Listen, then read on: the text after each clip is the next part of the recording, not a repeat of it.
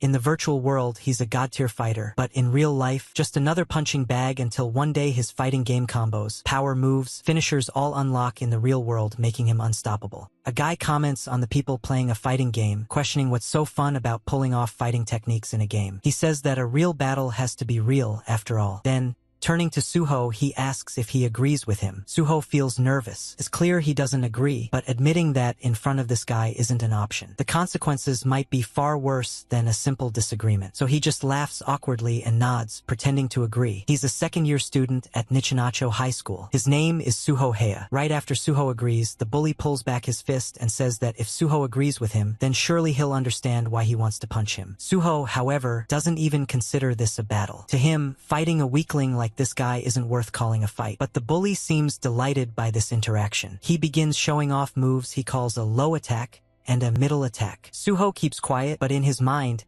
he's fully aware. This isn't some friendly match. This is plain bullying. The punches keep coming. The bully beats him until he declares Suho knocked out, proudly announcing himself as the winner. The students around just laugh and watch. Endo, the bully, treats the beating like some kind of personal training session he has generously given to Suho. He expects Suho to thank him for it. Suho wants nothing more than to scream at him, but instead, he forces a smile and says thank you. It's his way of surviving submission without resistance. That's the only strategy a weakling like him has. Nobody in class wants to get involved, so they simply avoid him. But then a voice calls out to congratulate him for surviving another day. It's Yoshikawa, the only one who treats Suho like a human being. He's part of the unofficial weakling alliance, formed between the two to endure school life. Suho updates Yoshikawa, saying he took 1 blow to the face and 4 to the body. Then he advises Yoshikawa not to try acting tough and just go down easily to avoid unnecessary pain. The strategy, he reminds him, is submission without resistance. Yoshikawa understands immediately and even asks if he should take off his glasses beforehand. Suho tells him it's probably a good idea. This is what they talk about every day. Dreams of a bright youth don't exist for them. Suddenly, bag hits Suho on the head. Not even classroom time is free from mockery. The student who threw it claims it was a mistake, but the smirk on his face tells otherwise. He then asks Suho to throw the bag in the trash for him. Suho smiles and obeys, sticking to the same strategy. Reality, Suho thinks, is the worst kind of game, but once he's back home,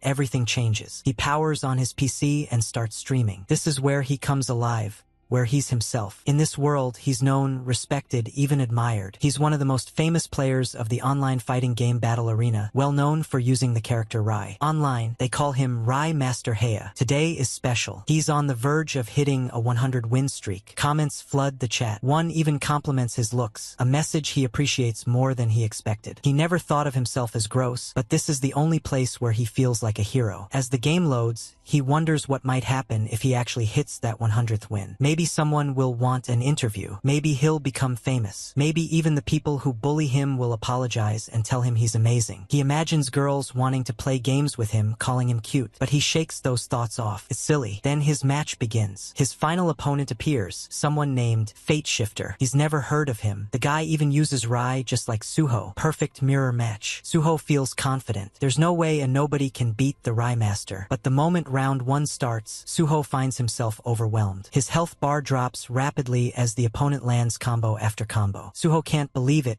He loses the first round in seconds. He wonders who this guy is. The player is so good, it almost seems like he's cheating. But Suho quickly realizes that's not the case. This guy is simply skilled. Suho can feel it. Still, it's just 1 round. He tells himself he can bounce back. Round 2 starts. Suho gets serious. He calculates frames, inputs combos with precision, uses tactics. He remembers why he fell in love with this game, because he's naturally good at it. He thinks if God were assigning stats to him, everything would be low, except for one maxed out skill, fighting games. He even jokes to himself, asking God why he messed up the rest of his stats so badly. And he wins round 2. In round 3, things get intense. His health is critically low, but he doesn't give up. He reminds himself that God didn't give him this one talent for nothing. He still believes he can win. He's fighting not just for a win streak, but for the only thing he has left. And finally, he wins. Then something strange happens. A message appears. User Heya has maxed out the player skill stat. He's never seen that before. Another screen reveals his new rank, God. He's shocked. He's never even heard of a rank beyond Master. A notification informs him that he has unlocked God privileges. Then, his opponent sends him a message saying they've been waiting for a fighter like him. Everything begins to change. His character Rai's code rewrites itself. A new mode activates, reality mode. A blinding light fills the screen, and then Rai, his in-game character, steps out from the monitor. Suho can't believe it, but then the light and the character enter his body. He blacks out. When he wakes up, the screen shows a message, reality mode activated. He can't log in anymore. The stream is gone. His sanctuary has vanished. Now, all he has left is this dreadful game called life. Despair sinks in. He slams his desk, which causes his sister, Satomi, to yell at him for being too loud. She tells him to play games quietly, but Suho doesn't appreciate her barging in. That's when he sees it, a health bar above her head. She can't see it. When he points it out, she's confused. She thinks maybe he's gone crazy. Then, when he steps too close trying to show her, she slaps him and calls him a creep. His health bar drops. Now he's sure this is real. He realizes he's running late for his job. When he gets there, the place is crowded, and he has to work hard like a slave. All his coworkers have health bars too. At first, he wonders if this is just an illusion. Then a colleague named Hiragi Wakana tells him she'll take care of drinks. Suho apologizes, but she says it's no problem. She's counting on him to cook. She's the only girl who speaks to him normally. Coincidentally, she resembles Li Long, his favorite female character from Battle Arena. He's had a small crush on her. But today, he notices something different. Her health bar is very low. He asks if she's feeling okay, but she says she's fine. She reminds him that it's just the two of them working today. Then she collapses. Suho catches her and urges her to rest while he takes care of things. It's exhausting, but he pushes through. Later, as they leave, she thanks him. Suho says it was nothing, and he's glad to see her health bar has recovered a little. She explains she's been up late working on a university report. Suho tells her he could tell she was pale. He's trained his observation skills through fighting games. They start talking about gaming. Suho nervously admits he's just a guy with nothing going for him except games. But Hiragi disagrees. She says that devoting yourself completely to one thing is something amazing. She even promises to pay him back. To Suho, she looks like an angel. But then, a group of guys shows up. One of them mocks Suho, refusing to believe he could ever be dating someone like Hiragi. He asks her to come to karaoke with them, claiming they're Suho's friends. Hiragi turns to Suho and asks if that's true. Terrified, Suho says nothing. She looks disappointed but agrees to go. The guys laugh and tell Suho he can go home. Hiragi winks and says she'll be fine on her own. Suho can only smile and walk away again. Submission is all he knows. But this time, the sadness overwhelms him. He starts crying. He feels pathetic. Then he remembers the title, Fate Shifter. Wasn't that what his opponent called himself? He thinks maybe that name wasn't random. Maybe he really can shift fate. Later that night, those guys lead Hiragi down a dark alley. She hesitates, asking once again if they're really Suho's friends. Suddenly, a voice calls out. It's Suho. He tells them to leave Hiragi alone. But before he can act, one of the guys punches him. His health drops. Still, something stirs inside him. Why did his body move on its own? Why did he come? He prepares to fight. He sees Ishibashi's health bar appear. As Ishibashi steps forward, Suho sees something new, an imaginary game controller in his mind. He imagines blocking and does. Ishibashi laughs, but Suho doesn't stop there. He imagines inputting a combo. His body follows. A light punch, a strong kick, a massive uppercut. Ishibashi falls. Health bar 0. Everyone is stunned, even Hiragi. Suho checks his own health. It's halfway. He realizes something. His reality was once a shitty game, but now it's a fighting game, and finally, it's one he can win. Suho finally gets a boost of confidence. But before he can do anything else, another guy charges at him with a punch. Suho flinches at first, fear taking over, but then he steadies himself. He doesn't want to be scared anymore. He focuses, visualizes the controller in his brain, and begins inputting a combo. Once again, it works. He wins because these moves are just like Rise. It feels just like playing the fighting game he loved so much. He even manages to beat Yamashita again. Blocking, countering with a middle kick, he's doing it all. He can actually fight now. This really is just like a fighting game. Once Yamashita is down, only their boss remains. Suho turns to him and says that he'll repeat himself. If the boss doesn't want to end up like his goons, he better back off from her now. Suho feels genuinely cool saying that, but the boss doesn't take the warning seriously. Even Hiragi tells him to stop, but he refuses to listen. Suho then uses Rai's special move, Flying Thunder Punch, and sends the guy flying in dramatic fashion. He hopes this is his moment to save Hiragi and maybe spend the rest of the night with her. It's the perfect battle plan. Kojima, the boss, still thinks he has a shot. As the fight begins, Suho rushes straight at him with a forward dash and a heavy punch combo, ending with Flying Thunder Punch. But nothing happens. Suho panics. Maybe he messed up the input. He tries again, yelling the move's name, but a notification tells him all special techniques are locked for now. Then he gets punched hard. He tries to counter with an uppercut, but instead, Kojima lands one on him. Suho's health bar drops dangerously low. One more hit and it's over. Suho falls. He lies on the ground. Hiragi calls out to him, urging him to get up, but he remains down. Kojima shrugs and says it's not his fault. Suho was the one who picked a fight. He doesn't care anymore. He walks toward his minions and tells them to get up, annoyed that they lost to someone as weak as Suho. But then Suho gets back up. Round 2. Kojima is irritated but prepares to fight again. Suho realizes something. It's just like a game. No matter how little health he has, if there's even a sliver left, he can still move. But it's hard now. He wanted this to feel effortless, just like in the game. Instead, it feels like one wrong move will end it. He can't use special techniques either. So he goes simple, crouching heavy punch. It lands right on a weak point. Kojima goes down, his health bar nearly empty. In a game, this wouldn't work. But reality is different. A one-hit instant takedown. Suho wonders if he really did it. Then Hiragi grabs his hand and tells him to come with her. They run. She tells him he shouldn't fight. She hates seeing him hurt. Suho realizes she's upset. Maybe winning by striking that kind of weak spot wasn't the best idea. Hiragi scolds him gently, saying he should think about how worried his family or girlfriend would be if they saw him like that. Suho apologizes, saying he was just worried about her. She thanks him, admitting he really surprised her with how strong he was. Once again, the way she looks at him makes her seem like an angel to Suho. He quietly confesses that he doesn't have a girlfriend. He sees this as the perfect opportunity to finally tell her how he feels. But before he can say anything, another guy appears. He says he's been looking for her, asks why she left him at the station, and what she's doing in a place like this. Hiragi's face lights up when she sees him. Suho watches her expression change and instantly knows this guy is someone important. He also looks intimidating. Hiragi introduces Suho, telling the guy that they work together and that a lot of crazy things just happened. The guy, Ayumu, becomes visibly concerned and asks if she's okay. Suho notices Ayumu calls her Wakana,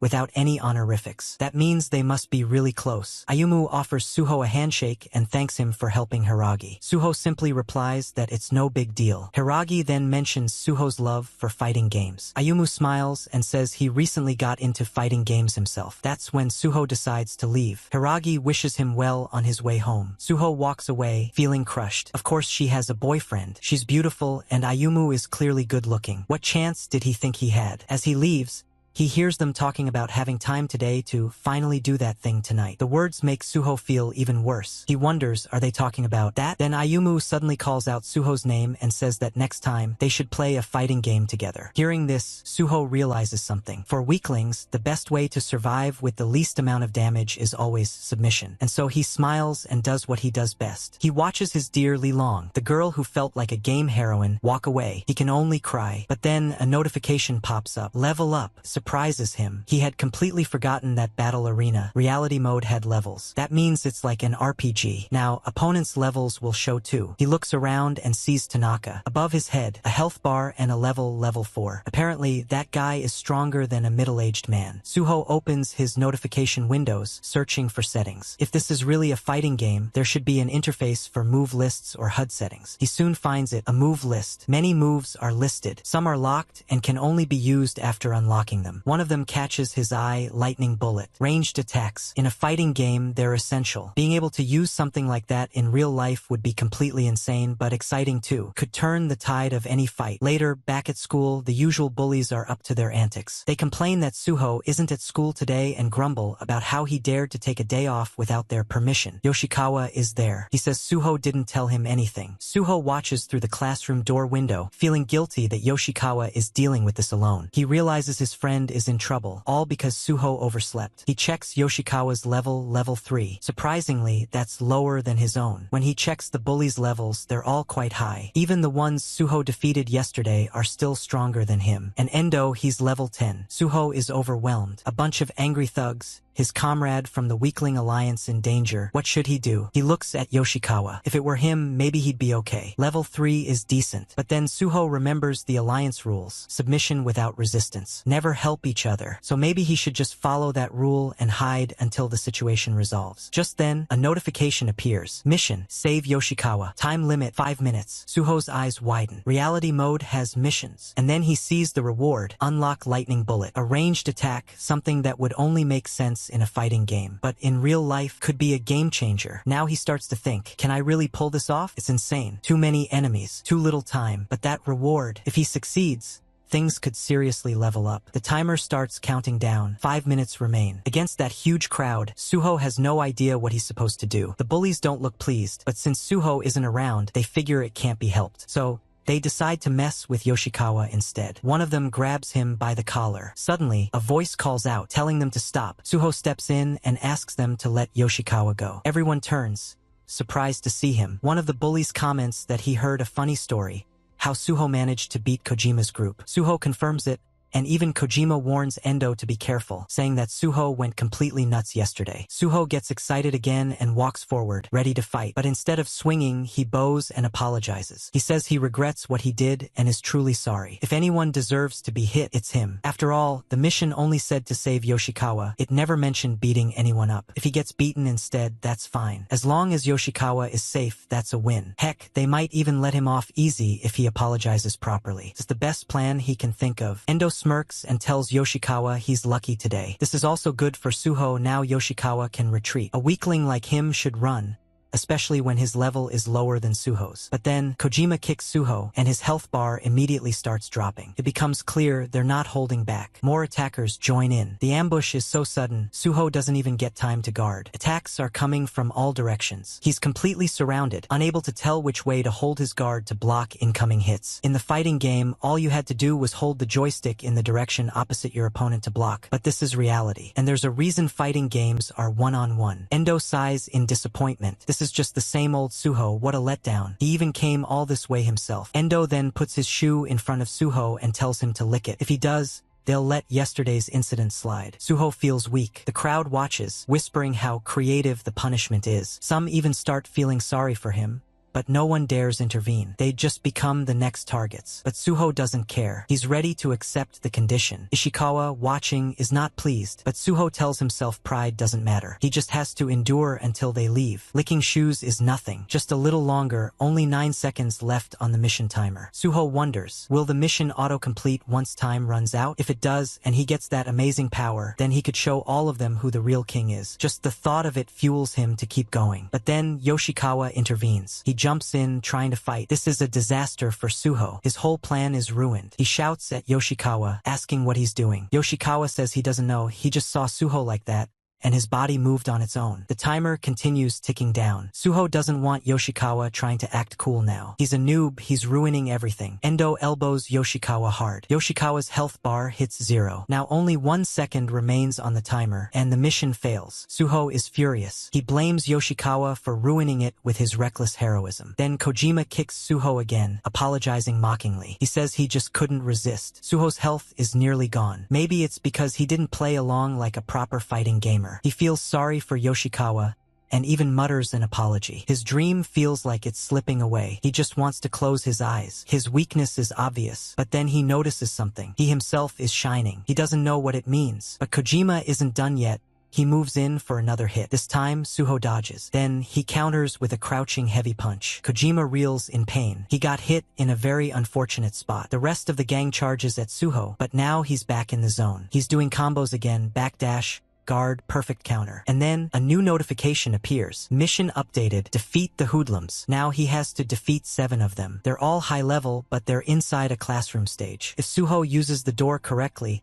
he can funnel them in one at a time. That way, levels won't matter, his game sense will. He provokes them, calling them idiots and daring them to come at him. As they rush in, Suho takes them down one by one. Now his fighting game pride gets to shine. One after another, he beats them. And now only Endo remains. Endo is shocked. He can't believe what happened to all his men. Now it's a boss fight. Suho braces himself. Endo is furious, asking Suho if he has a death wish. It's terrifying. One punch from Endo causes massive damage. But Suho manages to block it. Even someone that scary, he can still block. That gives him a fighting chance. He kicks Endo in the face with a heavy strike, dealing major damage. Suho feels it. He can win no matter who the opponent is. In fighting games, he's a king. The others watch, stunned. Endo, who always acted untouchable, now looks desperate. Suho feels alive. People are finally looking at him. Even the girls are watching. Though some in the class complain that they should just fight outside, Suho believes he might be looking too cool right now. But then, Endo blocks one of his punches and lands a huge one in return. It's a level 10 punch,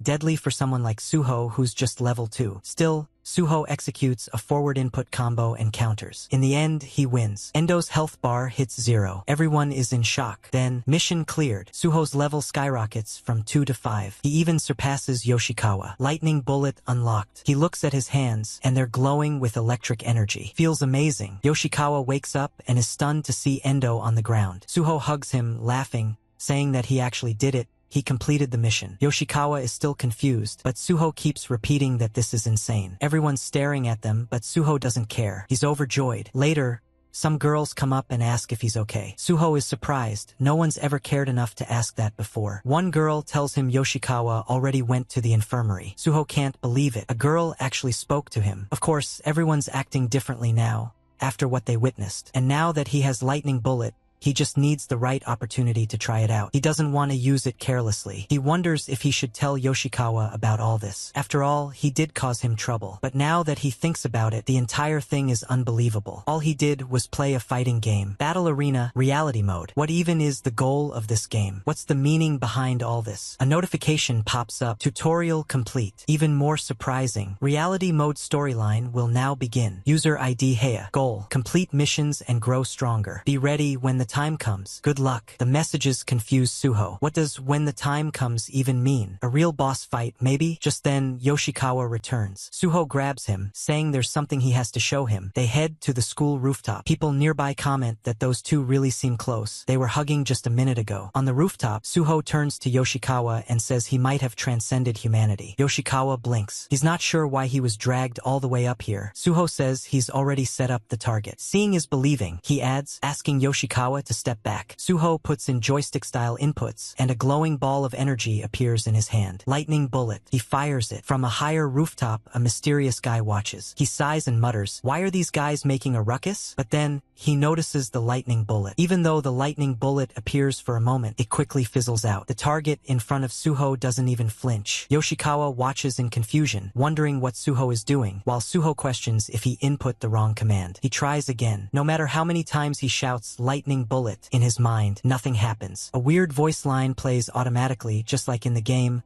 but no actual attack is triggered. Yoshikawa gives him a nervous look and apologetically says that he'll hang out with him next time and maybe suggests he visit the infirmary. Suho is stunned and tries to explain that wasn't what he meant, but the attack not activating makes him look like a complete buffoon. Just then, a voice from above greets him casually. Suho wonders who it is and whether the guy saw everything. Embarrassment washes over him. The guy jumps down, puts his hand up in greeting, and mentions that he was just doing the lightning bullet move from Battle Arena, something every fan of the game tries at least once. Since they both play Battle Arena, the guy expresses interest in becoming friends and introduces himself as Suchiya. Suho doesn't recall anyone by that name in the second year. But more importantly, when he checks the guy's level marker, it just shows question marks. Suchiya explains that he recently returned from abroad, having studied overseas due to his father's job. That's why Suho doesn't recognize him. Suchiya invites Suho to come along to the local arcade if he's free. At the arcade, Suchiya loses repeatedly to Suho, who keeps winning round after round. He expresses disbelief that they just met and are already gaming together like old friends. Suho asks if Suchiya truly loves Battle Arena and admits it's been a long time since he faced someone offline. He normally plays online from home. Again, a system notification reminds him that he's still in reality mode, so other modes are locked. Despite that, Suho keeps wondering why the lightning bullet didn't work earlier. He questions if he had really unlocked it or just imagined it. But the fact that he used Rai's other moves and defeated Endo and the others makes him feel certain it wasn't an illusion. Suchiya can't believe how strong Suho is and says he just can't win against him. He excuses himself to use the bathroom and says that when he returns, they'll continue playing. Suho is surprised that someone would still want to continue after losing that many times, but Suchiya explains that facing a strong opponent makes him want to keep fighting. It's what makes fighting games fun. Suho,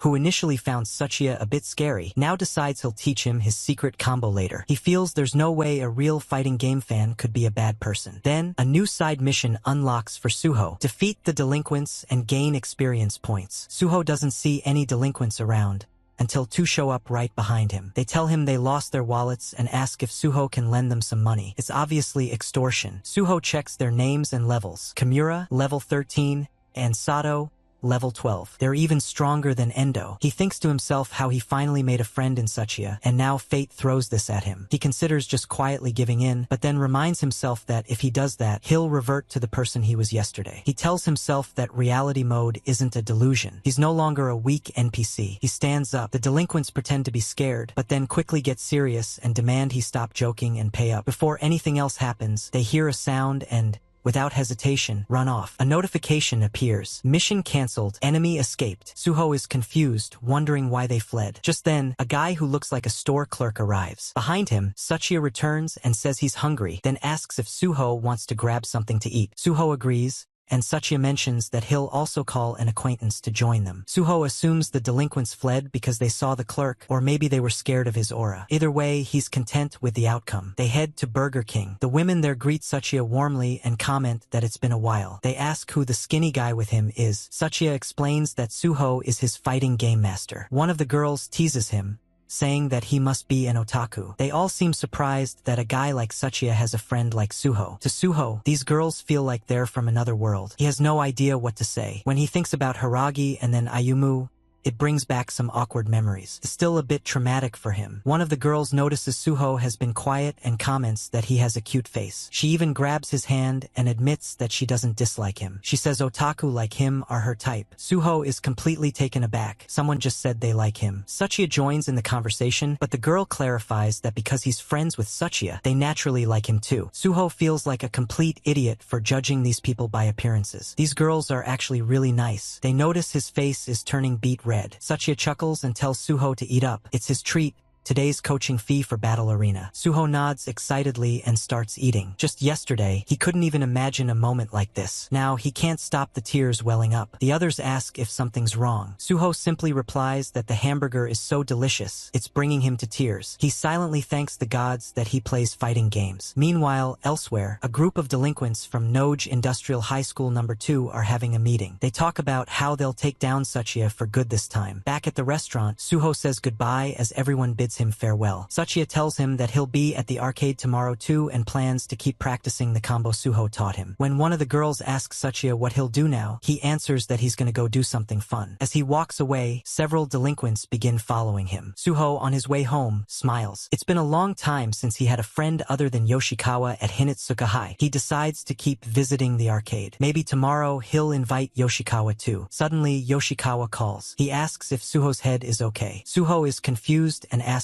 what he means. He also mentions there's someone he wants Yoshikawa to meet, but Yoshikawa urgently tells him to just listen. He warns that a dangerous guy is coming back to Hinatsuka. Since Suho transferred only last year, he probably hasn't heard of him. Yoshikawa explains that in last year's fight with Noj Industrial High, this guy knocked out 10 delinquents all by himself. He didn't stop beating them until they were begging for their lives and ended up in the hospital. Suho is stunned and says that sounds like an exaggeration, but Yoshikawa insists that it's true. He calls the guy a fight maniac. Everyone was relieved when he went abroad to study, but no one expected him to return this soon. Then Yoshikawa says the guy's name, Tsuchiya. At that moment, we see Tsuchiya ruthlessly beating down the delinquents who came after him. They beg for mercy, but he keeps going. The girls who were with him earlier are watching and enjoying the spectacle. They cheer him on, saying they want to see more. Tsuchiya, smiling, obliges. Yoshikawa warns Suho that if Tsuchiya targets him, he'll be completely finished. He pleads with him never to get involved with someone like that. But then, a main mission notification appears for Suho. Main mission, defeat Tsuchiya. Rewards, experience points, all special moves unlocked, new area unlocked. Suho stares at it in disbelief. He asks himself what the hell is going on. Then the screen updates. Hinatsuka High Tsuchiya. Level 75. Defeating him won't be easy. Then we see Tsuchiya meeting up with Endo. He notices how Tsuchiya is back to his old ways, picking a fight right after returning. The girls explain that the other guys were the ones who started it, so Tsuchiya isn't in the wrong. But rather than focus on that, Tsuchiya asks what happened to their faces and wants to know who roughed them up. Back with Suho, Yoshikawa tells him that Endo has likely tattled to Tsuchiya already, and he might come to school for revenge. Suho will have to be very careful. Suho still can't believe someone like Tsuchiya would be dangerous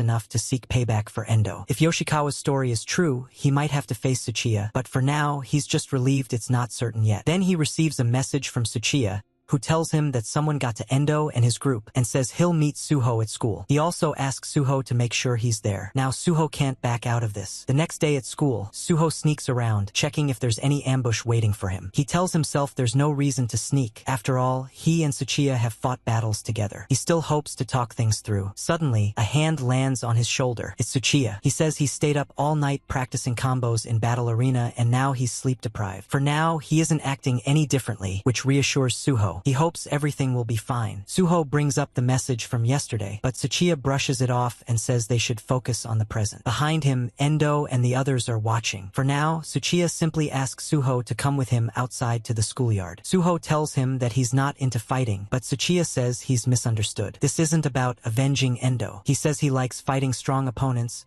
and he wants to know how Suho, someone who looks so weak, managed to defeat all of them. That's why he wants to fight. Suho can't believe what a battle maniac Tsuchiya is. He still can't read Tsuchiya's level, but he can feel the danger. Tsuchiya starts the fight. Suho calms himself and focuses on watching Tsuchiya's moves. He tries to guard, but even while guarding, the damage is massive. He doesn't understand why his HP is dropping so fast. The attacks keep coming, and no matter how hard he tries to block, his HP continues to plummet. Tsuchiya admits that Suho has some insane defense, but Suho realizes that he can't just keep guarding. If he doesn't counterattack, he'll be defeated. He tries dodging and launches a heavy kick, but Tsuchiya dodges it. Even with perfect timing, his attacks aren't landing. It's like fighting a max difficulty CPU. Tsuchiya now understands why Endo and the others were defeated, but he's clearly enjoying the battle. Suho notices that Tsuchiya is targeting the recovery frames after his heavy kicks. Tsuchiya is overwhelmingly strong, but now is not the time to lose hope. If only Suho could use his special move. If he keeps his distance, maybe he can do it. With the punch incoming, and the combo already in motion, Suho decides to go for it. It's all or nothing. He uses lightning bullet. This time, Tsuchiya looks shocked. The others watching are stunned as well. But once again, as expected, nothing happens. Tsuchiya punches him hard. The punch is too strong. Suho's consciousness fades. His health bar empties and he collapses. He lost. Everything goes dark. He wonders if this is what it's like to be KO'd. His high school life went off track somewhere, but why did it come to this? Then a notification appears. Continue? You have 5 credits remaining. He hadn't expected this, but it makes sense. It's a game after all. In reality mode, this was bound to happen. It's scary, but he selects yes. With a flash of light, he regains consciousness. Tsuchiya remarks that Suho is finally awake and asks him to stand. But Suho, finding himself in this situation again, wonders if he should have chosen no instead. Then Tsuchiya gestures for him to look behind. Endo and the others are bowing and apologizing. They want Suho to forgive them. Suho is stunned. Tsuchiya explains that since Suho is clearly stronger, it's only natural for them to bow. From now on, he wants everyone to get along. Then he asks Suho why he tried using lightning bullet. He thought Suho was attempting a feint and admits he accidentally hit him a bit too hard. Tsuchiya tells the others to listen to Suho from now on. Suho is deeply confused. It seems his life was just spared by Tsuchiya. The entire class is in shock over the events. They whisper about how Suho and Tsuchiya fought and how Endo and his crew bowed down. Rumors spread that Suho might be more dangerous than they thought. Now everyone is cautious around him, trying not to offend. Yoshikawa confronts Suho, asking what he was thinking. Even though Suho ignored his warning, he somehow made it. Suho tries to defend Tsuchiya, saying he isn't that bad, but Yoshikawa insists that Suho doesn't understand him at all. He describes Tsuchiya as someone who treats people like toys, someone dangerous to be around. Kojima arrives with a message. Tsuchiya is going to the arcade after school and wants Suho to come. They say their piece and leave. Suho invites Yoshikawa, but he declines, reminding Suho of the 3rd rule of the Weakling Alliance: stay away from danger. He urges Suho not to forget it. Later, at the arcade, Suho and Tsuchiya are playing together. Suho notices that Tsuchiya's movements have improved, and Tsuchiya credits it all to him. As long as they're playing,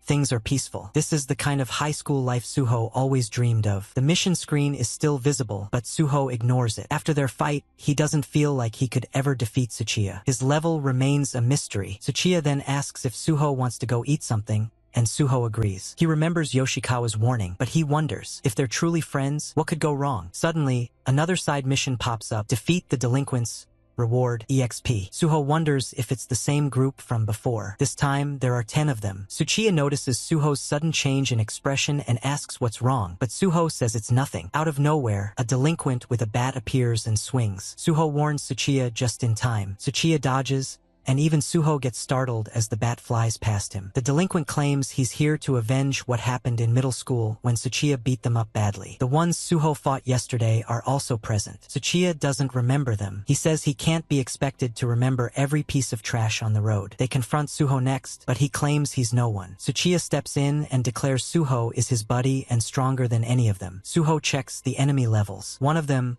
Ueda, is level 18. The others say they'll handle Suho. The battle begins. Tsuchiya holds his own easily and even thanks them for the warm-up. Suho starts with guarding but wonders why life's been nothing but fights since reality mode started. Then he remembers his mission. Complete quests, grow stronger, so he'll be ready when the time comes. With that resolve, he starts executing combos and defeats several of the delinquents. They talk among themselves, realizing they shouldn't underestimate someone close to Tsuchiya. Even Tsuchiya remarks that Suho is on fire. Suho thinks to himself that there's no choice now but to fight with all his might. Tsuchiya ends the battle disappointed. It was too easy. Suho, though exhausted, is relieved to have survived. A notification appears. Side mission cleared. Suho's level increases from 5 to 7. It seems that Tsuchiya's assists were counted towards Suho's XP gain. Then a new notification says, all opponent levels will now be displayed. Suho finally sees Tsuchiya's level, 75. He can't believe it. It must be a bug. But then Tsuchiya tells Suwa to hold on a second and takes out the bat, saying that these guys never learn and they need to finish them off. With a heavy swing of the bat on his hand, Tsuchiya then hands it to Suwa. Suwa is shocked by the display of such brutality. Tsuchiya expects Suwa to do the same, saying it feels good to clean up trash. But beating up a defeated opponent, Suwa just can't bring himself to do that. He doesn't appreciate how casually Tsuchiya talks about breaking others. When Suwa doesn't move, Tsuchiya starts getting impatient and asks what's wrong, saying he wants it done quickly. This isn't the high school life Suwa wanted. Not like this. He finally says he can't do it and apologizes, adding that he just remembered he has some work to do and needs to leave. Tsuchiya responds that there's no need to worry. Since they're friends, there's still time. But Suo recalls Yoshikawa's warning. Getting involved with this guy is definitely going to lead to trouble. Tsuchiya is seriously dangerous. Suo has to get away. He starts running, but he can't help wondering, why is this happening? Meanwhile, Tsuchiya suddenly notices a pain in his stomach. He sees a bruise and tries to remember when it happened. Then it hits him. It was during the fight when Suo used the lightning bullet technique. He can't believe Suo actually did that. Now he's starting to wonder, was that real or just an illusion? Suho, on the other hand, is worried. He doesn't understand why the system keeps insisting that he fight Tsuchiya. There's no way he can win, not when Tsuchiya is at level 75 and Suho has only just leveled up a little. Beating someone like that feels impossible. But then a thought strikes him. He opens up his move list. The last time he leveled up, he remembers seeing something. Lightning Bullet had gone from level 1 to level 2. That must mean that special moves in reality mode have levels too. Maybe the reason his moves aren't working is because they're just not strong enough yet. To test it, he stacks a few books on a table and tries using Lightning Bullet again. First, nothing happens just like before, but when he gets closer, within just a few centimeters, something shifts. The books fly off the table, so the Lightning Bullet is coming out. It's been working all along, just with extremely short range. Only about 5 centimeters. This is a major discovery. It means Lightning Bullet isn't just a glitch or a delusion. Just as he's absorbing this, his sister barges in, asking him why he's shouting like a grade schooler while playing games. Suho says he was just training a bit. She grabs him by the collar and says a weakling like him shouldn't bother with training. But then she pauses, suspicious. Maybe he's gotten interested in a girl? Whatever the case, she tells him to clean up and go to bed. It's annoying, but Suho starts thinking. With its current range, Lightning Bullet is no different from a normal punch. He wonders if its range or power will increase if the skill levels up further. So far, he's been gaining experience from mission fights. He hasn't picked fights himself because he hates fighting. That's why he's been avoiding most of them. Suddenly, a call comes in from an unknown number. He answers, wondering who it could be. A voice says his name, it's Hiragi. She says she got his number from the manager and asks if he'd be free to meet right now. Suho starts blushing and agrees immediately. They decide to meet at the station. She also tells him to wear something comfortable. At the station, Suho starts overthinking. Is his outfit okay? Is this really happening? He turns off the reality mode display. He feels like keeping it on would let him see too much, like accidentally peeking into Hiragi's secrets. Then Hiragi arrives and greets him. She says she's sorry, but there's somewhere she wants to take him. It's a little embarrassing, she says. Suho follows her nervously, wondering what kind of place it could be. But the direction they're headed, it's definitely the hotel district. He starts panicking. Is this really happening? Isn't she dating someone? Just as he's drowning in confusion, she stops in front front of a building. He looks up. It's Hiragi Martial Arts Gym. She explains that her dad runs the place and thought Suho might be interested in training. They don't allow fighting, but he can work out as much as he wants. She goes to change while Suho waits. He sees a ring and a hanging sandbag. He tries throwing a punch but hurts his knuckles. He's clearly inexperienced. Hiragi returns, now in her training outfit, and Suho's jaw almost drops. Her abs are defined. She's incredible. When he asks if she practices martial arts, she chuckles and says she's basically the real-life version of Li Long. They begin training. Suho's reality mode activates a training mode. It's just like a combo practice session in Battle Arena. Hiragi wraps his wrists and gives him simple gloves. He imagines his game controller and starts hitting the sandbag again. This time, his punch lands with real force, even surprising Hiragi. She praises him, saying he has genuine talent. Suho grins and says he's just mimicking Rai's moves. Then he notices his experience bar rising. Excited,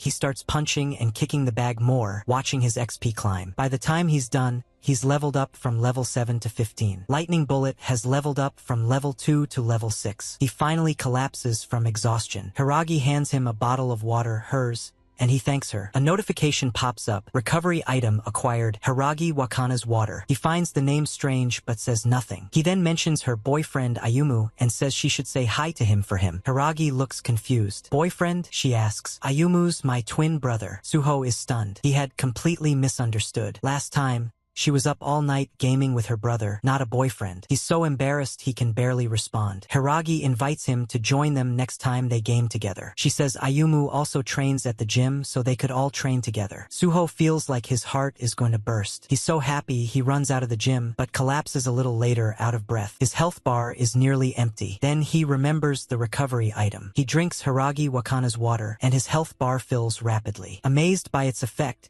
he decides to save the rest for later. Then he tests his level 6 lightning bullet on a tree. It does serious damage. The power has gone up significantly. The range is still short, but it might just be enough to hurt Tsuchiya. He starts second-guessing again. He knows he shouldn't get involved, but the main mission still says, defeat Tsuchiya. He hopes Tsuchiya doesn't want to fight again. He decides to avoid him at school. But then, as if summoned, Tsuchiya walks up to him and says he's been waiting. He seems unusually eager to talk and asks Suwa to come with him. Suwa hesitates, unsure of what this is about, but Tsuchiya insists it's fine and urges him to follow. Tsuchiya leads Suwa to meet with the entire group. He announces that Nog Industrial picked a fight with them again. When he asks what's going on, Endo pretends not to know anything. Tsuchiya tells him to quit the act, explaining that Nog Industrial is getting bolder because they think Endo's group has become weak. They didn't maintain their strength, so now their enemies no longer see them as a threat. Frustrated, Tsuchiya suddenly lashes out. He punches Endo right in front of Suwa, yelling that he can't stand liars and slackers. The atmosphere turns tense. Suwa is shocked. He never imagined Tsuchiya would beat up someone from their own school. He realizes that if he ever makes Tsuchiya angry, even as a friend, he might be next. Endo begs for forgiveness, but Tsuchiya doesn't stop. He keeps hitting him, determined to make Endo pay for what he sees as betrayal. Watching all this,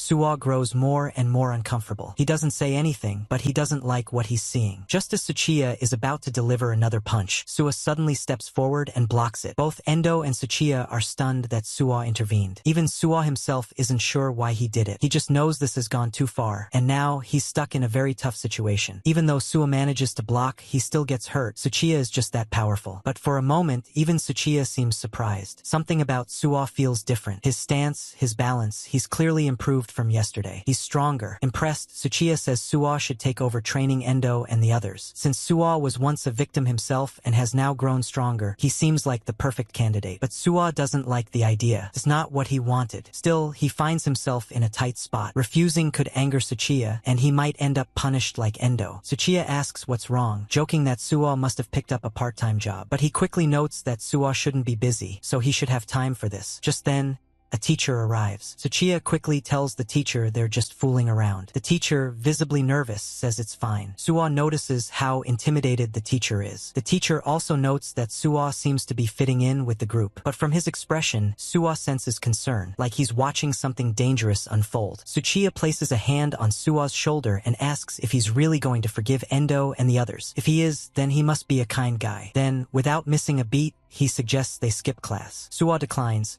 explaining he's had bad grades lately and needs to attend class. He asks for some space. Tsuchiya says he understands and urges him not to be late. Suwa is surprised at how reasonable he's being, but as he turns to leave, Tsuchiya mentions the arcade after school. That surprises Suwa, who thought he made himself clear. When Tsuchiya repeats the invitation more seriously, Suwa feels pressured to accept. He agrees even though he's nervous. Around them, rumors begin to swirl. Students talk about how Suwa and Tsuchiya defeated dozens from Nog Industrial and how Endo got beaten up. They're calling Suwa and Tsuchiya the most fearsome duo in Hinetsuka. Yoshikawa scolds Suwa, blaming him for ignoring all the warnings. Suwa accuses Yoshikawa of being too harsh, but Yoshikawa insists Suwa is now being seen as just as dangerous as Tsuchiya. Yoshikawa tries to get him to understand that Tsuchiya isn't like other delinquents. He's on a whole different level. Suwa already knows Tsuchiya is level 75. Suwa admits he regrets getting involved and wishes he had listened. Yoshikawa asks if he can decline the arcade invitation, but Suwa says he can't. Yoshikawa mutters that he never imagined Suwa's love for fighting games would come back to haunt him. Suwa, reflecting, thinks about how Yoshikawa is still the same, worried about him even now. Suwa says he misses the days when it was just the two of them. Yoshikawa finds this sentiment awkward, but Suwa says he means it. Those were good times. Suwa says he got caught up in everything and doesn't want it to happen again. He reminds Yoshikawa of the weak character alliance rule: don't help each other. He thanks him for listening and says he'll handle things himself. When Yoshikawa asks where he's going, Suwa replies that he needs a moment alone. Later, on the rooftop, the group gathers. Yoshikawa approaches Tsuchiya, introduces himself, and asks if he can release Suwa. Tsuchiya is confused, asking what Yoshikawa means by that. Yoshikawa laughs nervously, saying Suwa isn't strong and can't keep up with someone like him. Tsuchiya realizes Yoshikawa is Suwa's friend and comments that Suwa has good people around him. Yoshikawa insists it's not like that, then gets serious again. Meanwhile, in the bathroom, Suwa reflects on how far he's come. Just days ago, he was hiding in a stall, feeling worthless. Now everything's changed. He thinks about how silly it used to feel shouting moves like Thunderbolt in a game. But this isn't a game, there's no reset. Someone knocks and tells him to hurry up. When he steps out, he hears a commotion. Everyone's heading to the roof. Suwa follows and sees a crowd. Tsuchiya greets him warmly and points to a scene unfolding. Yoshikawa is fighting someone. Suwa is stunned. He tries to intervene, but Tsuchiya tells him not to. He explains that Yoshikawa is fighting for him. Yoshikawa clearly isn't a fighter and struggles. Kojima urges him to just give up, warning that things could get worse. But Yoshikawa bites Kojima and keeps fighting. Kojima gets angry and punches again. Suwa rushes forward, asking what's going on. Tsuchiya explains that Yoshikawa asked him to release Suwa, so he told Yoshikawa that if he could defeat one of them, he'd consider it. Tsuchiya finds Yoshikawa's efforts amusing and remarks that Suwa must be annoyed having such a weak friend. Yoshikawa agrees and declares the alliance is over. Suwa isn't weak anymore. Suwa is confused. Yoshikawa apologizes, saying he wanted to help but couldn't do anything. Then, as Suwa watches, Tsuchiya kicks Yoshikawa and says that's enough. He turns to Suwa and suggests they head to the arcade. But Suwa,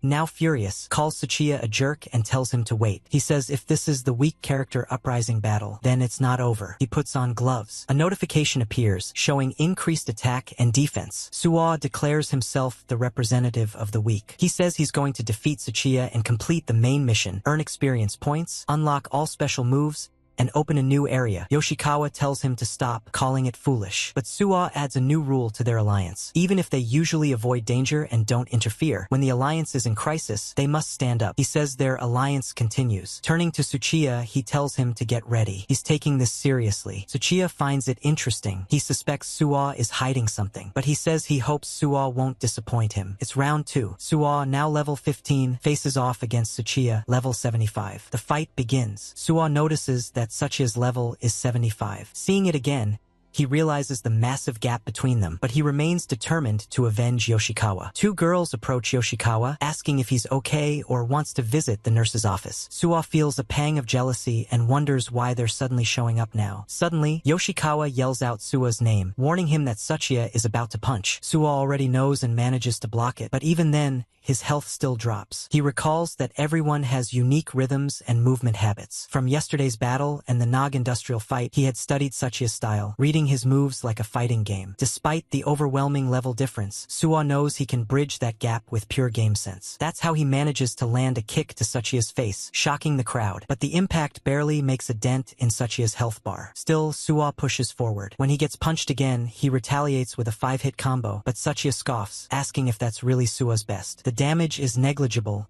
likely due to the massive level gap. Suwa realizes he needs to land a raging shot, but for that, he needs to be within 5 centimeters. After 2 left jabs, Tsuchiya typically follows with a right straight. If Suwa can duck that, he'll have a 20-frame window to strike. The raging shot activates within 16 frames. He executes the input perfectly, dodging the punch and releasing a lightning bullet to Sachia's stomach. The onlookers gasp as Sachia's body lifts off the ground. Even Sachia appears confused, unsure of what just happened. As his health bar begins to drop, he admits that the attack actually hurt and asks Suo if he's using some kind of weapon. Suo reflects that even though the move was executed perfectly, it still barely did any damage. But he pulls up his shirt, revealing the bruise left from blocking Sachia's earlier blows. This confirms to Sachia that the previous bruise he noticed had come from Suo's lightning bullet. Sachia grins, saying that Suo was hiding a trump card all along, and now he's even more excited. Suo, however, begins to panic. Even when blocking, he's losing health. He tries using lightning bullet again, but Sachia dodges it. He tries a second time, another miss. Suo realizes that his opponent has caught onto his strategy, and landing a clean hit will now be extremely difficult. Sachia, impressed, says he understands now. Suo isn't just fooling around. But if that's all Suo has, he decides to get serious. Suddenly, Sachia's aura flares up. Suo tries to defend, but Sachia grabs him, slams him into the fence, and follows up with a swift attack. Suo is helpless. In Battle Arena, there are no air guards, and he's feeling the consequences now. His attacks aren't connecting at all, while every single one of Sachia's hits shaves off a huge chunk of health. Suo laments how unfair this all feels. This is what a level 75 at full power looks like, he thinks as he collapses. KO. Sachia remarks that it was fun and declares that he'll keep Suo around from now on, but notes that Suo can't hear him, since he's already unconscious. The crowd wonders if it's all over. The outcome, after all, was expected. Yoshikawa looks worried, but Suo isn't ready to quit. He refuses to accept defeat. Round 3. He has 3 continues left,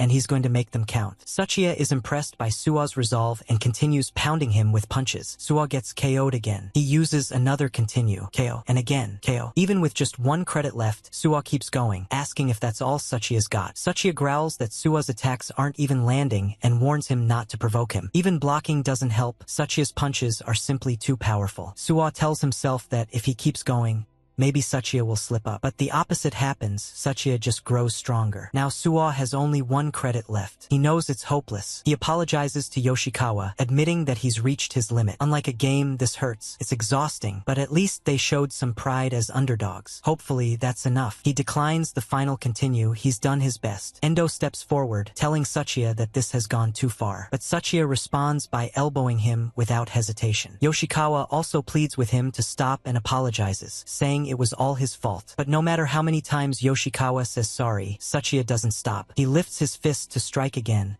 until a voice interrupts. Not yet, Yoshikawa. Suo rises. He has used his final credit. The others wonder if he has a plan. He doesn't. But what got him to rank God wasn't talent.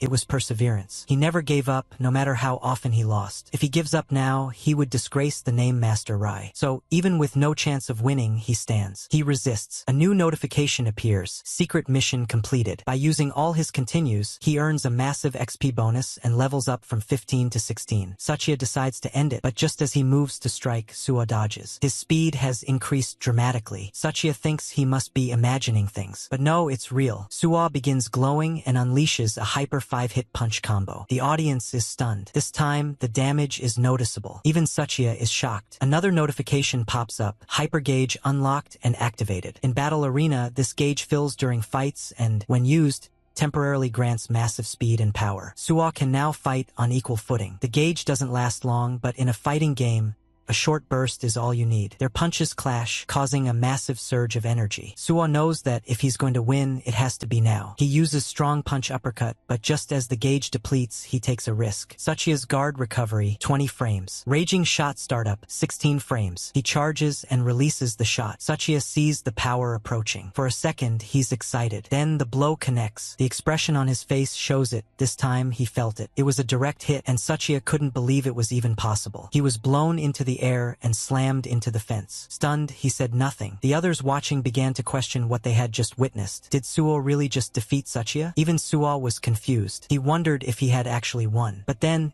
he noticed that Sachia's health bar still had a tiny sliver left. The fight wasn't over yet. Just then, Sachia began to get back up. The fence he was stuck on suddenly broke due to his sudden movement, and he fell, resulting in a ring out. A notification popped up declaring Suo the winner. This surprised Suo more than anyone. He had expected the fight to continue, but in a fighting game, this kind of rule definitely applied. The crowd erupted in disbelief. Even Sachia admitted his body wouldn't move anymore. But before he could fall further, Suwa caught him. Sachiya expressed concern that Suwa wouldn't be able to hold him, but Suwa reassured him. Apparently, every time he landed a lightning bullet, his hyper gauge refilled, even if only briefly. He figured that even a second of hyper gauge would be enough to win. He pushed Sachiya back onto the roof. Sachiya was in disbelief as his friends rushed to check on him. Meanwhile, Suwa's strength faded. With his hyper gauge depleted, he began to fall, until Yoshikawa arrived and helped pull him back up. Suwa was relieved to be back on the roof. As Sachiya approached, Suwa asked if he wanted to continue, even though their duel should have ended. But Sachiya turned to Yoshikawa and said he would release Suwa, just as he had promised. With that, Suwa was finally free from Sachiya's control. Sachiya said goodbye to everyone and left. Yoshikawa remarked that, in any case, Suwa was free now. But even though he had won, Suwa's health bar was completely empty. He collapsed. As he lost consciousness, a notification popped up, mission complete. In the darkness, Suwa reflected on what to do next. He had used all his continues, there was no trying again. But he didn't want it all to end like this. As he began to regain consciousness, he felt warm and comfortable, as if he were in heaven. Then a girl called out to him, using the name Hey 8. At first, he thought it was Hiragi, but then he realized it was Li Long. Li Long explained that he was inside a world within his own consciousness. Upon hearing this, Suwa assumed it was all a dream and figured he must still be alive. Li Long confirmed it. This was indeed a dream, but a nice one for Suwa. She praised his performance, saying he had overcome his first challenge. She revealed that the hyper gauge was now permanently unlocked, along with all special moves and a new area. She warned him that his next major fight was approaching, so he needed to prepare. Before she could continue, Suwa interrupted her. He asked why he had to fight in real life and demanded an explanation for this so-called reality mode. Li Long said he had to figure it out himself. She told him it was his inherited duty as a fate shifter with the god rank. It was the responsibility of the chosen one. To Suwa, this all sounded like in-game dialogue. Li Long just laughed and reassured him that he'd be fine. Then she got close, very close. She whispered that this was a special bonus. Inching even closer, Suwa tried to stay calm as she leaned toward him. Since it was just a dream, he figured there was no harm in enjoying it. He leaned closer as well, noting how soft everything felt. But when he woke up, he wasn't leaning toward Li Long at all. He was inches from Yoshikawa, who was staring at him and asking if he was awake. Suwa immediately recoiled, disgusted, and started spitting in shock. He demanded to know what Yoshikawa was doing, but Yoshikawa, equally disturbed, said that was his line. Suwa had been sleeping in the infirmary the whole time. Suwa asked about Sachiya, but Yoshikawa said he didn't know. He disappeared after the fight. Suwa worried there might be trouble after the commotion, but Yoshikawa reassured him. Since Sachiya's parents were major donors to the school, everyone had to be careful around him. That explained the teacher's behavior, Suwa realized. Now, he wondered what to do next. Oh, right, Li Long had mentioned a big fight. But was any of that real? It certainly didn't feel like it. Then he noticed a notification about a special bonus, and what he read genuinely shocked him. He jumped out of bed. Yoshikawa asked if he was really okay to move so suddenly. Suwa told him not to worry and said goodbye, hurrying off. Suwa now had Hiragi Wakana's water, a full recovery item. Though he had already used it, he wasn't concerned, because his special bonus was Hiragi Wakana's kiss. To get it, he just had to meet her tonight. He was thrilled. For once, reality mode seemed to be going his way. He figured he could keep the fighting in the game and avoid real-life brawls, especially now that he had beaten Sachiya. Surely, he wouldn't get dragged into another mess. Excited about the bonus, he remembered that Hiragi had a shift at their part-time job tonight. He rushed off to meet her, but then he bumped into someone. The person scolded him, calling him a brat and telling him to watch where he was going. Suwa apologized. Another guy showed up, saying it wasn't the time for that. The others apologized to the newcomer, and they all left. Suwa thought the guy looked incredibly evil. He also noticed their uniforms. They were from Rokyumain High School. Still, Suwa shook it off. He had other things to worry about, like Hiragi. He figured this had nothing to do with him. Meanwhile, the delinquents from Rokyumain High were talking among themselves, saying they should stop showing off to weaklings. Their real target was Sachiya. Their leader, Taniguchi, declared that he would be the one to defeat Sachiya. As Rokyumain's top dog, he wouldn't let anyone else take that title from him. Suwa, walking nearby, overheard everything. Yoshikawa also thinks about how Suwa just left so suddenly with that weird grin on his face. Did he finally lose it? Was it one too many beatings from Tsuchiya? But then, suddenly, a voice calls out to Yoshikawa and asks if he knows a second-year named Tsuchiya from Hainazuka. Yoshikawa is taken aback. He recognizes the guy as someone from Rokyuman High School. Taniguchi steps forward and asks if it's true that Tsuchiya returned from studying abroad. Yoshikawa nervously replies that yes, he has, but it seems he already went home today. After hearing this, one of the other delinquents warns Yoshikawa that he better be telling the truth. But Taniguchi tells Terada to stop and says they're heading back. They already confirmed Tsuchiya's return, and that's enough for now. Yoshikawa reflects on how these guys came all the way from Rokumen just for that. Things are likely going to get troublesome again. He just hopes Suwa will be really careful. Meanwhile, we see Suwa gargling with mouthwash. He feels like everything, his face, his clothes, is perfect. His sister walks in and finds him doing this, which she finds disgusting. She asks if he has a date and questions his odd behavior of smiling into the mirror. When Suwa asks how his clothes look, she teasingly asks if he actually has a girlfriend. Suwa tells her to be quiet and says he's heading out. He mentions he might be back late, hinting at a plan to get a special bonus. Suwa's plan is to casually bump into Hiragi after her shift ends. He wants to act natural, though he's clearly overthinking everything. He's flustered, unsure of what to do next, and hoping it's okay to have expectations. But he's clearly deep in reality mode. As he walks toward his destination, he can't stop thinking about that bonus. Then suddenly, he hears people screaming. Curious, he listens more closely and hears people asking why guys from Rokumen are walking around their town. The Rokumen delinquents insist they're not interested in Nog Industrial. Suwa recognizes both the Rokumen high students from earlier and the Nog Industrial delinquents from the previous day. He wonders if it's a turf war, but decides it's none of his business. Just as he's about to leave, some of them call out to him. There are even some girls nearby, and it looks like the situation is turning dangerous. Taniguchi politely asks the girls to step back. The girls find it sweet that he's showing concern, and they joke about switching sides. Taniguchi blushes a little, and the others tease him, asking if he's a virgin. They mention that his loss to Tsuchiya is famous, but Taniguchi doesn't seem bothered. He admits they lost,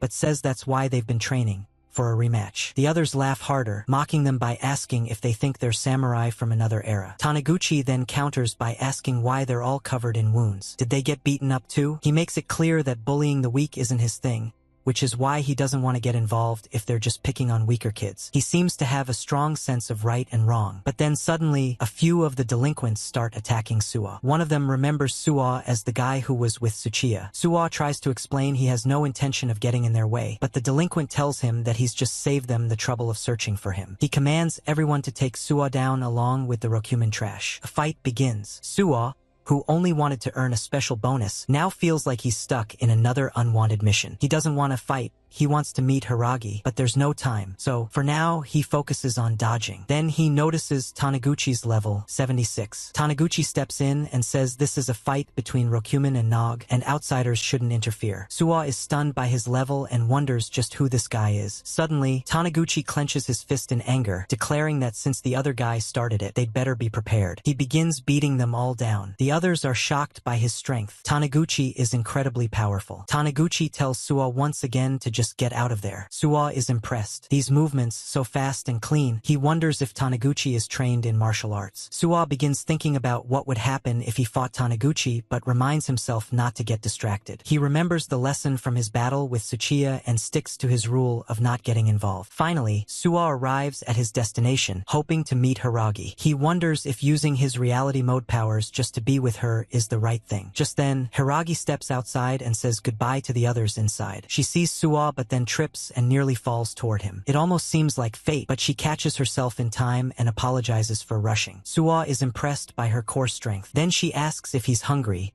Her manager gave her some takeout and she offers to share it with him. Suwa accepts gratefully, but then he sees a notification. Hiragi Sansk acquired. He doesn't understand. He didn't receive anything? Or did he? Looking into the bag, he realizes it's tempura, also known in the system as Kiss Kiss tempura. Maybe the real prize was the silly detour along the way. Still, Suwa feels incredibly annoyed. He expected something meaningful, but it's just food. Just then, Hiragi remembers Suwa doesn't even have a shift today. So why is he all the way here? Suwa makes an excuse about taking a walk, and Hiragi accepts it. As she leaves, Suwa asks if he can come train at the gym again. It's clear he's trying to spend more time with her. Hiragi agrees and says she'll see him later. Suwa thinks maybe it's okay that it ended up this way. After all, he did get to see her. Then, a notification pops up asking if he wants to take on the challenge for another special bonus. Suwa laughs and wonders what kind of punchline the system is going to throw at him this time. He presses yes. Suddenly, a loud noise rings in his ears. He wonders what's going on. A challenge mode notification appears, stating the challenge has begun. He must defeat the specified opponents to clear it. A follow-up alert warns that difficulty will increase and challenge mode cannot be paused. Suwa wonders if he can stop it, but then a massive aura begins rising around him, only to stop just as suddenly. He breathes a sigh of relief. That night, a couple of men receive a mysterious video from an unknown sender. It's sent to schools across the region: Kamahama High School, Zakasawa High School, and even Rokumen High School. In the video, Tsuchiya is seen fighting Suwa. Everyone watches as the full battle plays out and how Suwa actually wins. Then, their phones receive one final notification. Hinazuka High School's number 1 is no longer Tsuchiya, it's Suwa Hayate. Suwa goes home and is welcomed by his sister. She asks what he's eating. He says he's having some tempura from someone he works part-time with. His sister asks if he got it at work, because she thought it was a date, but now it seems like it wasn't. Then she asks if she can have one too, but he takes it away from her and says, "No, don't touch it. This kiss is only for me and no one else." His sister is confused. She doesn't understand what's up with him and wonders if he got rejected by a girl. Once inside, Suwa thinks about how he still feels like he has a headache. He doesn't really understand what just happened. The challenge mode has begun, and a notification tells him to defeat the specified challengers to clear it. It looks like something has started again. Not just that tempura bit, but a lot of other things as well. He also thinks that saving Tsuchiya was a bit reckless. The fact that he's here safe and sound feels like a miracle in itself. Then another notification pops up as he's eating the tempura. It says that he just used Hiragi Wakana's kiss, which gave him a lot of experience and increased his level from 20 to 21. Now that he thinks about what she said in the dream, how he would finally be able to show the full extent of his skills, he decides he first needs to confirm the special moves he unlocked. Rei mainly uses 3 special moves: Lightning Bullet, Flying Thunder Punch, and Descending Lightning Strike. Suwa expects them to be level 1 since they just got unlocked, and it took him some time to learn Lightning Bullet after all. So he needs to be prepared to use the other techniques before another fight. First, he tries using Flying Thunder Punch. The most famous skill in Battle Arena is Lightning Bullet, Rei's signature anti-air move. He had tried using it before and ended up getting knocked out by Kojima, but now it's unlocked, so he can finally use it. He picks a branch above him as a target. In his mind, he channels his fighting character. With one Flying Thunder Punch, he breaks the branch. It worked. This is definitely it. Though it's more useful as a melee attack than an anti-air, after all, no one's flying in real life. It's easier to use Lightning Bullet because it has shorter startup frames, the time between inputting the command and executing the attack. You just have to get within range and then bam! If it hits, the opponent will be launched and open for combos. It's perfect for Suwa. The other move, Descending Lightning Strike, is a heel drop from a mid-air spin, a surprise attack that deals massive damage. It can also be used to immediately close the gap between him and an opponent. Suwa tries using it on a tree. As he performs the move, he feels amazing. He's practically Rei now. He just needs to keep practicing. Being able to use these techniques feels incredible. Maybe he can even complete the challenge mode now. But after some time and a lot of practice, he feels exhausted. It's true he can use the moves, but each has its limitations. Lightning Bullet's range is still short. For the others, he can only use the weaker variations, light, medium, and heavy, but for now, only light. If he levels up more, he should be able to use the stronger variations. When that happens, he'll move just like Rei in his mind. If he ever has a rematch with Tsuchiya, he'd be able to fight even better, though he doubts that will happen. Still, Suwa feels nostalgic. Slowly mastering more moves reminds him of his early days playing fighting games. He keeps laughing like a little kid just thinking about them. They really are the best for him. The next day at school, Suwa calls out to Yoshikawa and asks if he's noticed something strange. Yoshikawa agrees. It's hard to believe. Other students are cheering for Suwa. The second year looks different from what they imagined. Yesterday's fight gave them chills. Those who missed it now feel like they've missed out. Suwa can't believe a day like this has come. Unlike before, everyone is giving him passionate gazes. He realizes they might be seeing him as some kind of hero. Even the girls greet him warmly, making him blush. He greets them back. He then asks Yoshikawa if he saw how beautifully that junior girl greeted him. It's the first time in his life a girl has done that. Yoshikawa says maybe Suwa is getting too excited, but Suwa asks him to let him enjoy this moment. Then Yoshikawa overhears the girls talking about him too. They think he's cool, calm,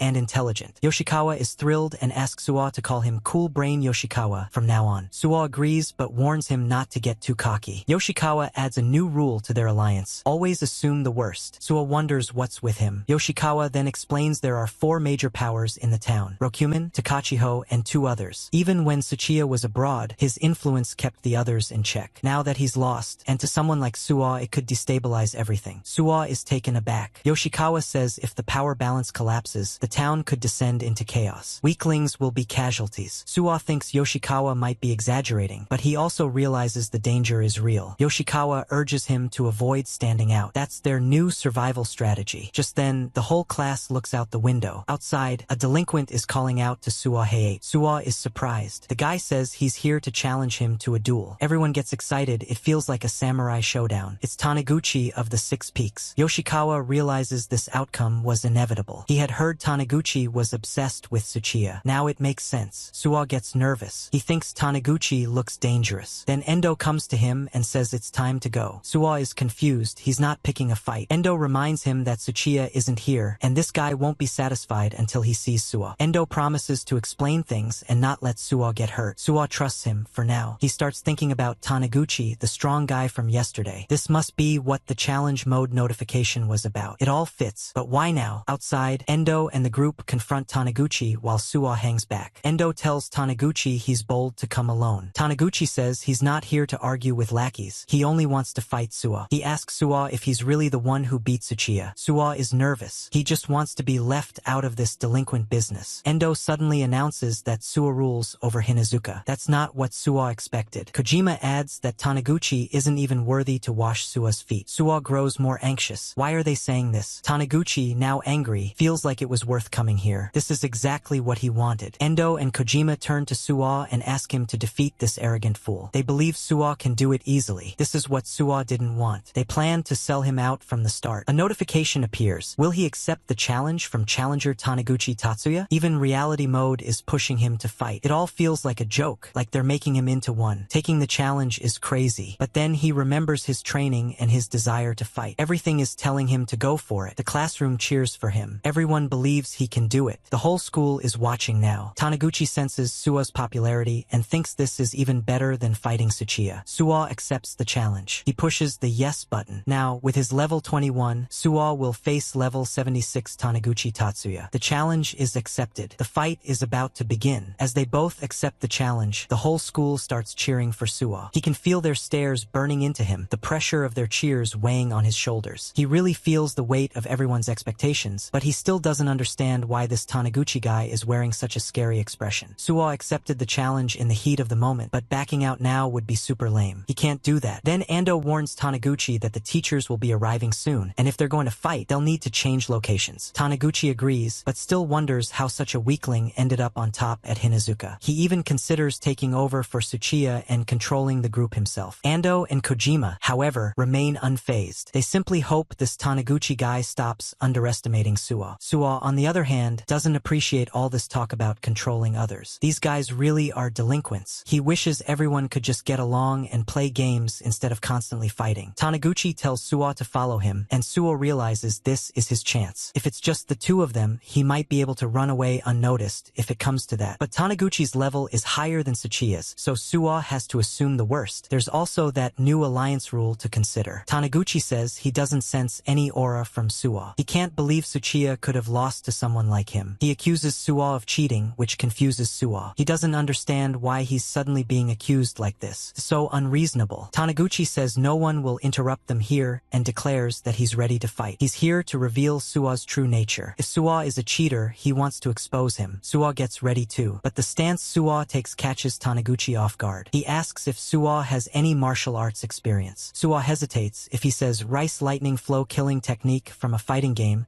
it'll just make Taniguchi angrier. So he simply says no. Taniguchi notes that Suwa looks like he's used to fighting, but says it won't matter if he's bluffing. It'll be obvious soon. He moves in with a fighting stance. Suwa remembers watching Taniguchi's fight the day before. His moves were straightforward punches, and he sees the same now. Suwa guards, and even though he blocks the punch, his health bar drops, just like with Tsuchiya. But this time, it's not as much. Suwa's guard is holding. Suwa thinks about landing a side attack, a medium-strength kick that chips away at Taniguchi's health. It's working, so it's good. Then he dodges another punch by ducking, and again, evades a follow-up. Taniguchi's combo speed is fast, but Suwa feels like he can fight him. He needs to find an opening. When he sees one, he uses descending lightning strike. It hits. Suwa thinks it's effective, given its range and frame advantage. He follows it up with a flying thunder punch. Taniguchi's health drops significantly. Suwa asks Taniguchi how that felt, 2 special moves in a row. Taniguchi's health is down to half, while Sua's is still mostly full. Sua starts to believe he can actually win. He's gotten stronger. This match is winnable. Now Taniguchi is on the defensive, blocking while Sua keeps attacking. Meanwhile, back at Rokuman High School, some students wonder where Taniguchi went. They had planned a karaoke session with girls, but they hear he went to Hinazuka to face the guy who took down Tsuchiya. They laugh,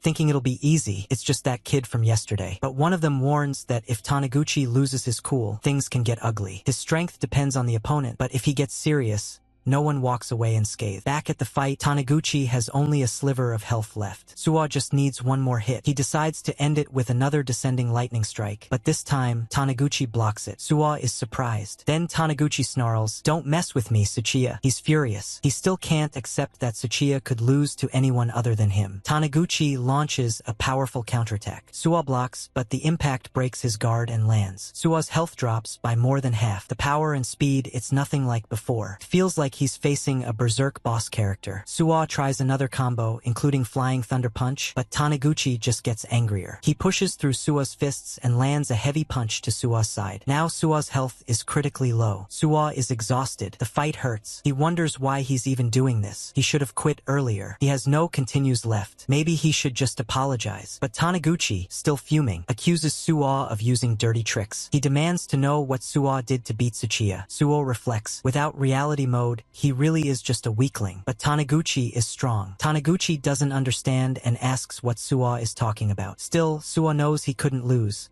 Not after what Tsuchiya did to his friend. Tsuchiya is the real trash. Taniguchi looks confused, but then Sua's hyper gauge activates. This is his one chance. If he can just land this hit, maybe it'll turn the tide. Sua goes in for a full-powered punch. Taniguchi doesn't move. He takes the hit directly, but his health bar doesn't drop to 0. He still has a sliver left. Sua failed to finish him. Taniguchi admits, "You are strong." He then asks what Sua meant earlier about Tsuchiya and his friend. Something about Tsuchiya always felt off. Taniguchi wants to talk. He wants to know the truth about what happened between Sua and Tsuchiya. A notification pops up. Root branching. Cancel the match with Taniguchi Tatsuya. This is something new. Elsewhere, people are eating. One guy complains the meat is raw. The one eating it, Hattori, scoffs and says raw meat is the best. Others warn him he's lucky he hasn't wrecked his stomach. They bring up Rokuman and Hinazuka and mention the tough new guy from the internet. Hattori takes note of Sua, saying he's just skin and bones. This is Hattori Nobu, Takasawa High School's number 2. And to him, Sua looks absolutely gross. A few more people arrive, and Hattori's men inform him of their presence. Hattori notices them, and they nervously announce that they've brought the promised money. Hattori is pleased and apologizes for making them come all this way, but they assure him it's no problem at all. However, upon examining the money, Hattori notices something strange. He comments that the amount seems far too little. The others explain that they tried their best to collect as much as they could from their classmates and friends. Hattori acknowledges their effort, which is good in its own way. But then, he grabs one of them and slams him to the ground. He tells them that trying hard is something that only works when you're a kid. In high school, you need to produce results. Hattori hopes they understand that now and demands that they bring the rest of the money quickly. To make sure they get the message,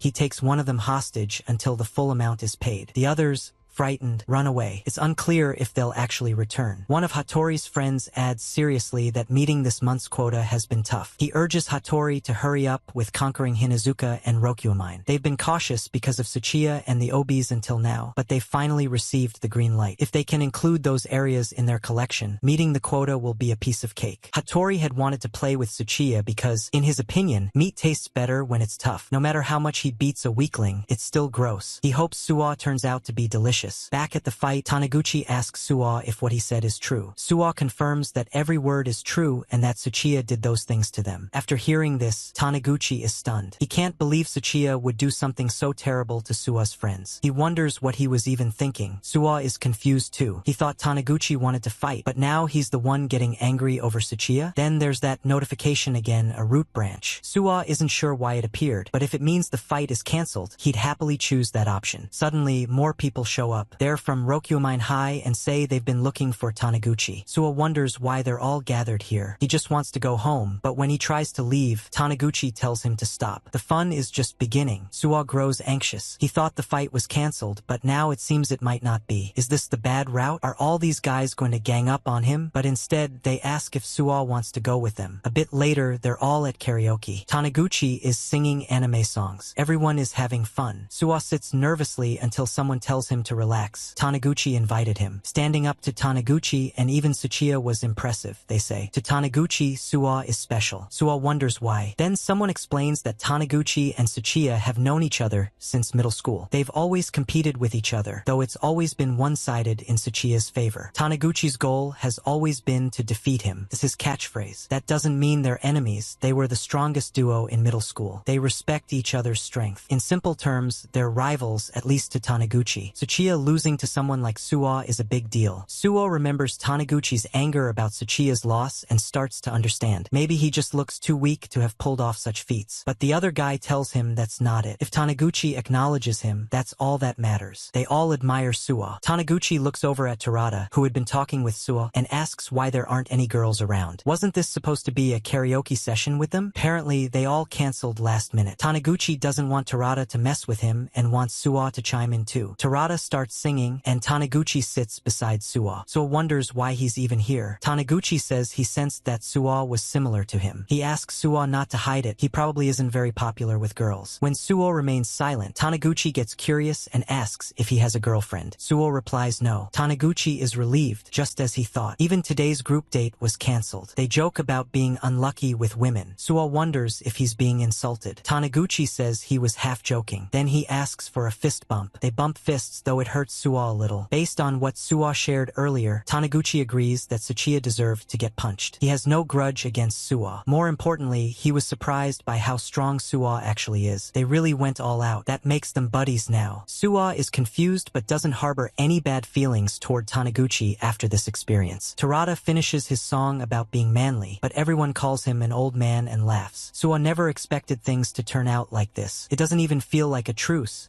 It's just a good time. But he's especially surprised by Taniguchi's strength. After spending time together, it's time to part ways. Taniguchi tells Suwa to tell that idiot Tsuchiya to contact him later. Suwa agrees. Then a notification appears. An alliance has been formed with Rokyumain High School. Rokyumain area conquest complete. It's a little confusing, but Suwa also receives experience points, raising his level from 21 to 23. Now he understands those areas are tied to the game. The Rokyumain area turned the same color as Hinazuka, and this is what an alliance means. If he turns all the areas the same color, he wonders if that will complete reality mode. Based on the window that popped up earlier, it just might. Taniguchi tells Suwa that he wants to meet again. Suwa is happy. He's fine with it all. Still, he wonders what would have happened if they had continued fighting. In a normal game, enemies level up over time. There are still 2 areas left, Kamahama and Takasawa. Several days later, at school, people talk about how they've gone back to being invisible without realizing it. Suwa and Yoshikawa are together again. Yoshikawa says that based on their true abilities, this is just right. But Suwa tells him not to be so depressing. Cool brain. He reflects on how reality mode is still active. Nothing's happened in the past few days, no new enemies. It's a bit boring, but peace is a good thing. Then Ando arrives, looking for Suwa. He wants to talk and introduce someone. Suwa gets nervous. He recognizes this pattern. Is another fight coming? He's already been through a lot, so he tells Ando they can talk later. But then Ando bows deeply. He says he saw how Suwa settled things with Rokyumain peacefully and begs for Suwa's help. Confused, Suwa and Yoshikawa decide to hear him out. Outside, Ando introduces his little sister, Akari. Akari looks at them and asks, who's this bean Sprout and 4 Eyes? Are these really the people Ando was talking about? He confirms they are. Suwa is confused, and Yoshikawa, cool brain, is too. Akari hesitates, then calls Suwa Bean Sprout again and asks how she looks. She makes a cute face, trying to impress him. Even Ando joins in, asking Suwa to tell the truth. Suwa, baffled by the question, doesn't know how to answer. He finally says she's uniquely charming. Both Akari and Ando are pleased. Suwa, however, remains confused. What is happening right now? He has a bad feeling about this and considers just heading home. Then a mission notification appears. it's a main mission. The timing is odd. Akari says she'll be counting on Suwa-senpai. The mission, main mission, make Ando Akari famous. What kind of mission is this? Akari takes out her phone and starts clicking various selfies. She wants to become a top pickpopper in no time. A pickpopper is a high schooler who uploads videos on the popular online platform Pickpock. Endo then tells Suwa that his sister asked him to come up with something to make her go viral, but he has no clue about that stuff. Since Suwa has become popular recently, Endo feels like it's Suwa's specialty and asks him for help. Before Suwa can respond, Yoshikawa comments that it looks like Endo is just pushing his problem onto them. He wonders if Endo is seriously the anything for my little sister type. Akari then asks her brother if he's sure that Senpai will be a good assistant. Endo confidently tells her that Suwa is Hinazuka's strongest, Suwa Hei-8, and that she can definitely rely on him. Hearing the word strongest even makes Akari a bit happy. However, Suwa grows more worried. Suddenly, Akari, sometimes known as Akira, comes close to Suwa and starts clicking his photos, fascinated that he's the strongest. She begins recording and asks Suwa to do something strong-like. So, confused, doesn't know what to do. Endo just leaves everything to Suwa and walks away, saying he's counting on him. Yoshikawa also bails, pretending he remembered something urgent. Suwa, now left alone, wonders why he has to do this. It has nothing to do with fighting games, but his current main mission is to make Endo Akari famous. The reward is experience points, though Suwa doesn't see the point in any of this. Akari grabs him and says, "Let's go, senpai. Make yourself useful." Suwa wonders what this reality mode is planning now. We then see Akari making weird faces and cheerfully announcing that today they're doing the onion-eating speedrun challenge. She even mentions there's a Guinness World Record for it. As Suwa holds the camera, she starts eating the prepared onion. It's difficult and she struggles, needing water and feeling queasy, but finishes it. Then she announces a solo 50-meter sprint to prove she's fast. Suwa keeps recording her every move, confused as to what she's doing and whether this is the kind of content that goes viral. Kari keeps calling out to Senpai and asks if he's getting nice shots. Suwa isn't sure, but he thinks he's doing okay. Her lack of enthusiasm starts troubling her. She makes a marmot face again, which creeps Suwa out. When she explains it's a redentious Sayurity, Suwa gets even more confused and sad. He seriously questions the point of this mission. Akari gets frustrated and asks how he's going to help her create viral content if he doesn't have any ideas. Suwa then reveals that he actually does have one. This surprises Akari, who doubts him at first, but Suwa insists. His idea? A fighting game live stream. This excites Suwa, but Akari is skeptical. She thinks it sounds lame and won't become popular. However, she checks the comments on her latest video and sees someone named Gucci-san has commented again. Akari is excited, thinking there are real people out there enjoying her content. Suwa has to admit that people really do have all sorts of tastes. Akari says that Gucci-san sounds like an energetic young girl, and she's thrilled to see engagement on her videos. Suwa asks her if she wants to go viral just to become an influencer. Akari says there's nothing wrong with that. She wants to be at the top. She admits she's not good at studying and knows her looks aren't amazing, but she enjoys posting videos. She finally found something she loves. Suo remains silent for a moment, understanding her desire. He tells her she's right, just doing what she enjoys is enough. He gets pumped up and tells her that he'll help her seriously now. They'll create that #1 buzz. Akari is surprised and happy to see Senpai so motivated. Others nearby wonder what those two are up to. Suo realizes this is following a familiar pattern. Reality mode is up to its tricks again. He can tell those guys are decent level opponents. This wide park isn't ideal for multi-person combat. Akari, cheerful again, introduces herself to the strangers, saying she runs Hidamari Akari's channel on Pickpock. She asks if they're famous or rich and proudly mentions she has 20 followers. The others laugh and call her a small fry. Suwa doesn't like this. He wonders if they're gonna rob them or just cause trouble. Akari brushes it off, saying she's used to this. Even her brother acts like that. Suwa starts to feel sympathy for her. These guys seem strong, so he decides to play along. He's impressed by Akari's sharpness. The strangers whisper among themselves, saying it would be risky to mess with them. They could end up going viral for the wrong reasons. They apologize and leave, wishing them luck. But as they walk away, they laugh about watching a fool trying hard. It's quality content to them. Though Akari smiled earlier, she now looks depressed. Suwa notices and calls out to the guys, calling them scum. They're shocked and ask if this plain-looking kid just insulted them. Suwa confirms he did and says no one insults his friend and walks away. Akari begs Suwa to stop. The others get ready to fight. Suwa calmly tells her to start recording. This confuses her, but he reminds her that he promised to help her go viral. This is her special project, a live fighting game stream. He puts on his gloves above and challenges the others. They begin attacking Suo. At first, he gets overwhelmed. Akari is concerned, wondering why he's getting beaten up, but Suo remains focused. He's been planning for this, strategizing combos to handle multiple enemies in open space. Their attacks are out of sync with long recovery frames. As one tries to punch him, Suo dashes forward and hits him with a flying thunder punch, dropping him. He follows up with a 3-hit combo on another, taking him out. Their leader grows worried. Before they can run, Suo uses Descending Lightning Strike and knocks out Suzuki, a level 28 fighter. Now Suo stands alone, victorious. Akari records everything in disbelief. She finally sees the truth. Suo Heiate really is Hinazuka's strongest. She runs to him excitedly, praising the amazing footage. Suo, tired, says he might have gone a bit overboard. They decide to head back. That night, Akari uploads the video of Suo's fight. It goes viral, 100,000 views overnight and 300 new followers. She gives all the credit to Suo. A notification confirms the mission is cleared. Suo's level increases from 23 to 24. Finally, the strange mission is over. Then Akari asks Suo if he wants to attend a live show. Suo is confused. She explains it's for the underground idol group Dream Colored Bloom. Her friend can't go, so she invites Suo. He's still unsure, but Akari insists it's good luck if he goes with her. All the idol members are on Pickpock too. Akari introduces Rai-san, her favorite, who inspired her to start posting. Suo agrees she's cute, but says he prefers Hiragi-san. As he blushes, the mission updates. Now he must attend the live performance to unlock the medium tier of special attacks. Though it's framed as an update, it feels like part of the same mission. The reward is appealing. When Akari invites him again, Suo agrees. They arrive at Event Space Z,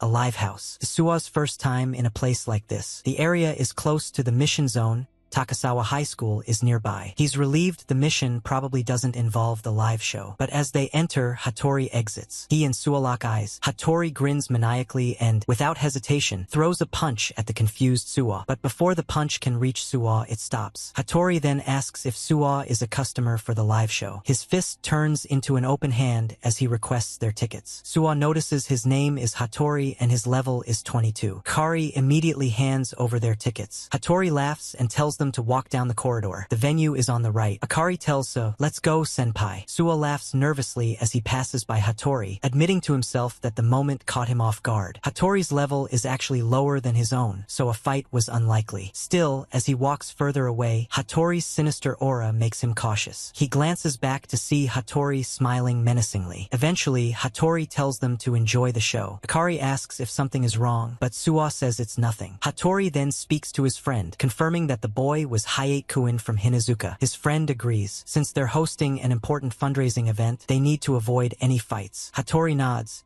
He held back for that reason and has something more important planned. He leaves the rest to his friend Kanemaru, who acknowledges the task. Later, Suo and Akari enjoy the idol show. The idols encourage everyone to sing along, and the crowd gets hyped. Suo is a bit confused and nervous but joins in. Akari notices his odd movements and comments that he's dancing strangely. Suo admits he's trying his best. One of the idols seems to be looking at him, which makes Suo wonder if he's that out of place. Suddenly, a notification appears. It's a bonus stage. Suo must dance to the beat to earn experience points. Arrows begin to scroll like a rhythm game. Suo recognizes the mechanic and begins moving with excitement. Akari observes that his dancing has gotten even weirder, but he's clearly enjoying it. Suo focuses on timing everything perfectly. His experience points start increasing rapidly. He gives it his all, aiming for a perfect clear. People around him stop dancing and begin watching in awe. They're amazed by his moves and think he doesn't even seem human. Suo's level rises from 23 to 24. At the post-live fan service, Suo is exhausted. Akari tells her idol that she's a fan and is on Pickpop because of her. The idol thanks her, glad to meet a female fan. Akari is thrilled to get a picture with Lee. Suo says it's nice, but Akari notices he looks unwell. Suo admits he used more energy than expected and runs off to the bathroom. While Akari takes more photos, one VIP shows a card, granting access to a special area. Suo later returns and apologizes, suggesting Akari go home without him. She decides to wait. Akari finds an open door to a storage room and investigates. Inside, she finds a swimsuit costume and a briefcase full of money. Suo walks up, surprised she called him. Suo asks if they're even allowed in the room. He sees the money and says it's wrong to be there without permission. Akari wants to stay a bit longer, but Suo tries to open the door. It won't budge. It's blocked by a chair. He bangs on the door,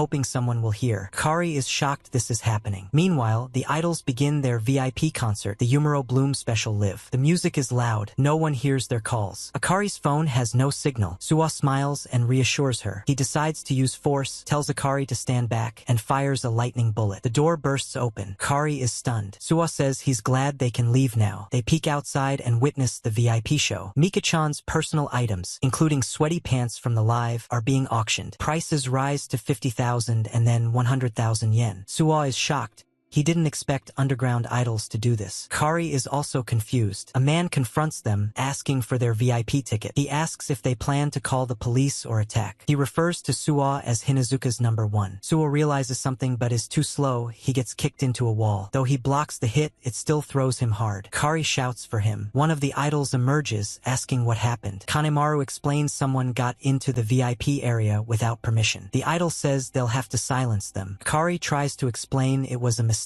The idol says Akari's fine but suggests filming her in a matching outfit. Akari is horrified. More men grab Akari, trying to take her away. Suwa yells for them to stop but gets beaten. Kanemaru grabs Suwa and demands to know how he learned of Takasawa High School's connection. Suwa says he has no idea. Kanemaru mocks his title as Hinazuka's number 1 and says Hattori has plans to crush both Hinazuka and Rokumen. He says Taniguchi of Rokumen might already be finished since Hattori is meeting him now. Taniguchi asks who Hattori is. Hattori introduces himself as being from Takasawa High and says he came to play. Meanwhile, Suo realizes the earlier briefcase of money must be connected. These people aren't just high schoolers. He must escape with Akari. She's in real danger. He wants to do it without fighting. But a notification appears. Challenger Kanemaru Taku, level 48. It's uncancelable. Suwa is stunned. He's level 24. Kanemaru is level 48 and he's built different. The fight is about to begin. Suwa himself begs Lee-san, asking why she is doing this. He insists they didn't do anything and pleads with her to stop that guy. However, Lee-san says she doesn't want anyone to be stopped. She even adds that, come to think of it, he might be right. She remembers how Akari said she's a huge fan of theirs. Then she tells Suwa that she's really sorry but must decline his request. She apologizes again, saying maybe they would have been disappointed anyway. Annoying kids like them should just disappear. Akari can't believe her favorite idol is saying such cruel things. She asks why Lee-san is doing any of this. Suwa is equally confused and worried. Suddenly, he hears a voice. When the men try to take Akari, she again shouts for them to stop. Kanemaru laughs, finding it hilarious that her idol called her annoying. Suwa shouts at him, calling him fatty and telling him to shut it. He doesn't find any of this funny. Now, truly angry, he decides to beat them up. He calls on reality mode to begin the fight. He's ready, but still unable to remove Kanemaru's hand from him. Kanemaru laughs again, mocking Suwa for flailing his legs around despite saying he'd beat them up. Suwa can't use any techniques. Even though he inputs the commands, his body doesn't respond. Maybe it's like before, when his character couldn't move midair. His skills are useless right now. Still, he calms himself. He anticipated this and decides to strike with his own strength. He punches Kanemaru, but Kanemaru laughs and asks if it's a joke. The punch does no damage. Suo already knew it. His fist hurts like hell. His own health starts dropping rapidly. Reality mode only enhances him when he's in character control. His body itself is still level 1. Kanemaru increases his force, calling Suo worthless. Even Suo has to admit he's right. He's about to faint. These kinds of holds weren't in battle arena. He's starting to lose it. His game techniques are useless. Then suddenly, confidence surges in him. He decides there's one fighting game trick he can still use. Suwa asks Kanemaru if he's scared. Kanemaru, confused, says nothing. Suwa declares himself the strongest at Hinazuka. Kanemaru holds him down. Suwa keeps taunting, calling him slow, saying he wouldn't even be able to touch him if he let go. He dares Kanemaru to finish him before embarrassing himself in front of his friends. Kanemaru stays silent. The others laugh, wondering what Suwa is talking about. They joke that if Suwa really is Hinazuka's strongest, maybe Kanemaru wouldn't stand a chance. This infuriates Kanemaru. The others egg him on to finish Suwa already, now getting bad vibes. Kanemaru, annoyed by their comments, throws Suwa hard. Suwa takes heavy damage. Now furious, Kanemaru bumps his fists and says Suwa asked for it. He's going to beat him to a pulp. But Suwa is happy. His taunt worked. It was a classic fighting game bait. He provoked Kanemaru, and now the situation is more favorable. He figures out Kanemaru is a power type and plans to use his speed. But then, suddenly, Kanemaru charges with glowing red eyes and punches Suwa hard in the face. Suwa is shocked. This guy is faster than his controller version. He dodges the next punch with a sidestep, trying to create distance. But Kanemaru keeps punching. Kanemaru laughs, asking what happened to Suwa's earlier confidence. Who's the slow one now? he mocks. Sua's health drops rapidly. The crowd laughs, calling Sua an idiot. Kanemaru may be fat, but he moves well. One guy jokes more, but a chair suddenly flies and hits him. Sua curses himself for letting his guard down. He's still a level 1 weakling. He needs to focus. Kanemaru mocks him again, saying the so-called Hinazuka strongest is all bluff. He's ready to finish Sua off, but the onlookers start whispering. Something feels off. They can't believe Kanemaru's struggling. Still, Kanemaru keeps landing hits. Sua, however, focuses on guarding perfectly. Those other two guys were much stronger than Kanemaru. He begins to land hits back, draining Kanemaru's HP. Kanemaru gets angry about being beaten by a brat. He strikes again, but Sua jumps and uses a descending lightning strike. Kanemaru blocks it. Sua admits his reactions are sharp, but he had a plan. He follows up with a lightning bullet to Kanemaru's undefended body. Connects. Kanemaru's HP hits 0. KO. He collapses. The others are stunned. The idols and VIPs, hearing the noise, think it might be the police. Panic spreads. They can't let their families find out. Everyone just wants to run. The guys trying to take Akari's picture tell her to stop resisting, but she keeps fighting back. Idol Lee hears the noise outside and wonders what's going on. Then someone flies into the room. Sua punched him in. Lee is shocked. Sua rushes in, relieved to find Akari, and tells her they need to leave. Lee doesn't understand what's happening. Akari tells her she recorded everything and will post it if anyone messes with them again. She even calls Lee an idiot. Lee gives in. The other idols panic, whispering about how one guy took out everyone. They ask Lee what to do. She says she'll tell Hirokuin. Outside, Akari assures Sua she's fine, since he keeps asking. Sua suggests going to the police, but Akari says no. Those guys are dangerous. Her Aniki is the same way. She doesn't want Sua getting involved. She's heartbroken that Lee turned out this way. She sits down and cries, apologizing. She was scared. Sua hugs her to comfort her. He promises to take her home. He never imagined things would go like this. To think Takasawa High was involved, they should stay away. He notices the map color changing. Then we see Hattori, a bit roughed up, get a call from Hiro. He hears that the concert was ruined and Kanemaru got beaten. Hattori understands and says he's returning. About Rokumin, he had fun. We see Taniguchi lying on the ground. After the call, Hattori is angry with Kanemaru for ruining his fun and losing to Sua. He can't believe Sua is real. Taniguchi hears Sua's name and smiles. Hattori asks what's wrong. Taniguchi just asks if his friend got beat. He's happy. He must have underestimated Sua. That guy is something amazing. Hattori grumbles that Taniguchi still has the energy to talk. He doesn't care anymore. He stomps off, saying goodbye. Back with Sua and Akari, Sua sees that Rokumin's area turned Takasawa red. A notification appears. Taniguchi Tatsuya has been defeated by Hattori Shin. Allied area Rokumin has been lost. Sua stares in disbelief, trying to understand the message. Who is Hattori? What happened to Taniguchi? He can't believe it. However, after thinking about it for a bit, Sua finally realizes who Hattori is. He's the same guy Sua met at the event. The one with level 22 who acted like he was about to punch him, only to ask for tickets instead. Sua wonders if that really was him. But if so,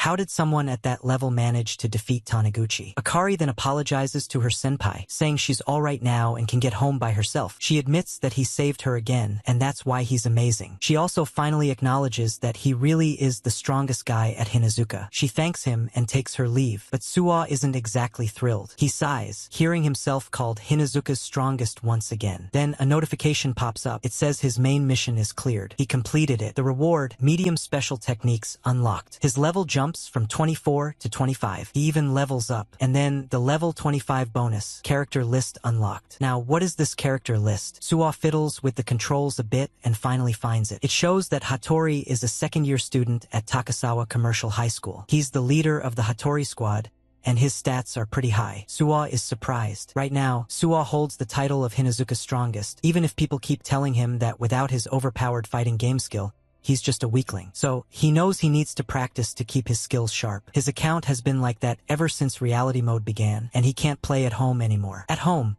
the notification just says that his user ID, Heya, is currently in reality mode and cannot access other modes. Sua still has no idea what privileges as God even means. These days, he's fighting more than playing. Using fighting game techniques in real life is fun and all, but honestly, he just wanted to be good at fighting games. And once again, in the game, he lands another nice KO. All the kids watching call him awesome. They cannot believe how Sua pulled off that combo. Even the kids around him mention that they've never seen anything like it before. This surprises Sua a bit bit as well. Everyone starts praising him, calling him crazy good. Some even begin filming him. Suwa didn't realize he had drawn a crowd. He had gathered an audience before he even knew it. Now, it doesn't feel half bad playing at the arcade. It feels like they're appreciating the real him. He wonders if his reactions were always this sharp. It's like he can see and predict every little thing. He lands another combo flawlessly. Suwa knows he's up against a CPU, but still, he feels unbeatable. He wonders what's going on, because for some reason, he's sure he's gotten even better. The kids then come up to him, telling him he's awesome and asking if he comes here often. Some even say they want to have a match with him. Suwa just laughs and thinks to himself that fighting games really are great, much better than actual fights. But still, why? His skills at fighting games should have deteriorated since he's been doing nothing but real fights recently. Yet, it's the opposite. He wonders, what if the experience from real fights has actually improved his skills in fighting games too? Maybe this is the privilege of reality mode. The more he fights and levels up,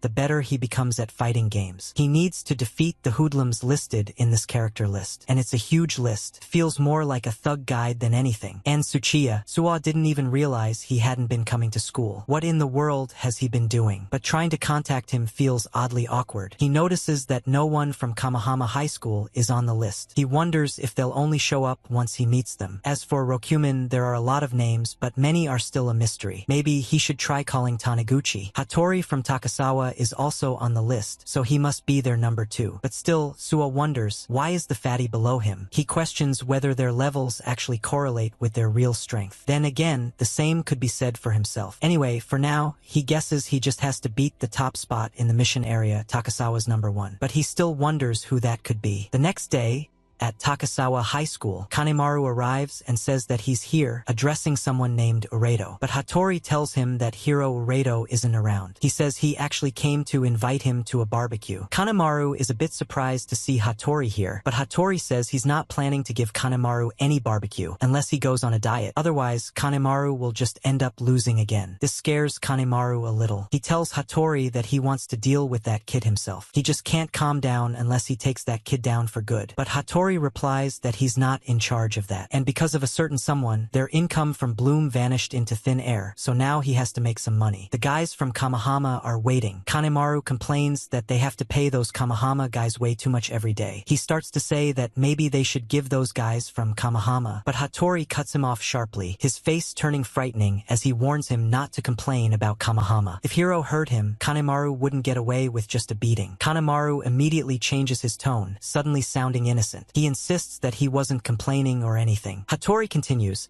saying that since Hiro has gone off to take care of Hinazuka, Kanemaru probably won't get another chance for revenge. But Kanemaru can't believe what he's hearing. Then Hattori tells him to look at the screen, which displays a lot of information about Suwahei. Kanemaru stares in disbelief. He can't believe this is that same brat. Without another word, he storms out of the room. Hattori calls out his name but gets no response. He just sighs and mutters, "Idiot." Another guy comes in and says that Hattori must come along with him. The guys from Rokumen are involved, and that catches Hattori's interest. Later, we see a group of people getting beaten up. The ones doing the beating demand that their boss come out. They say they're not planning to let anyone off easily, especially after these guys sent Taniguchi to the hospital. One of them screams out, calling the bastards to come out and face them. Hattori laughs as he looks out the window and sees them charging in from the front. He remarks on how brave and manly that is and admits it's impressive. Still, it looks like that's just how much they adore Taniguchi. Hattori figures this must be why people call them your average idiots. Then, stepping outside just as they demanded, he says, "Let's go grab a little something to eat." Later, we cut to someone asking Suwa if he could do the dishes. Suwa replies with an okay, but his thoughts are elsewhere. He keeps wondering what exactly he needs to do to conquer a mission area. Should he just go there and yell, "Fight me"? That would just make him look crazy. He's already sent a message to Taniguchi, asking if he's alright and saying that if he wants to talk, he can call. But he hasn't received a reply yet. The message is still unread. Hiragi then asks Suwa what's wrong, catching him off guard. Suwa is a bit surprised by the sudden question. Hiragi says it kind of feels like his head is in the clouds. Suwa quickly says it's nothing and that he's fine, then asks if she needs anything. Hiragi laughs and says no, it's nothing, just that they didn't have many customers today, so it looks like they can get off early. Suwa laughs too and says they'll clean up in a jiffy. Hiragi stays silent for a moment but smiles, admiring him quietly. They've done a good job today. yesterday. Then, as they're leaving, Hiragi approaches Suwa and says there's something she wanted to talk about. She comes really close to him. Suwa gets nervous and asks what it is. Then Hiragi asks Suwa directly, did he get into another fight? Suwa thinks about all of this for a bit and then says that he didn't. He was just lazing around the whole day yesterday. Hiragi replies that she really hopes that's the case. However, in his mind, Suwa thinks that it would be a problem if she found out he was fighting again. Then he wonders if that's why she called out to him. She seems concerned for someone like him. She's just so kind. But that's to be expected of his Li Long. Then Hiragi tells Suwa that she's going to quit this job. This comes as a big surprise and shock for Suwa. Hiragi explains that her father's gym needs some help and he told her to start assisting right away.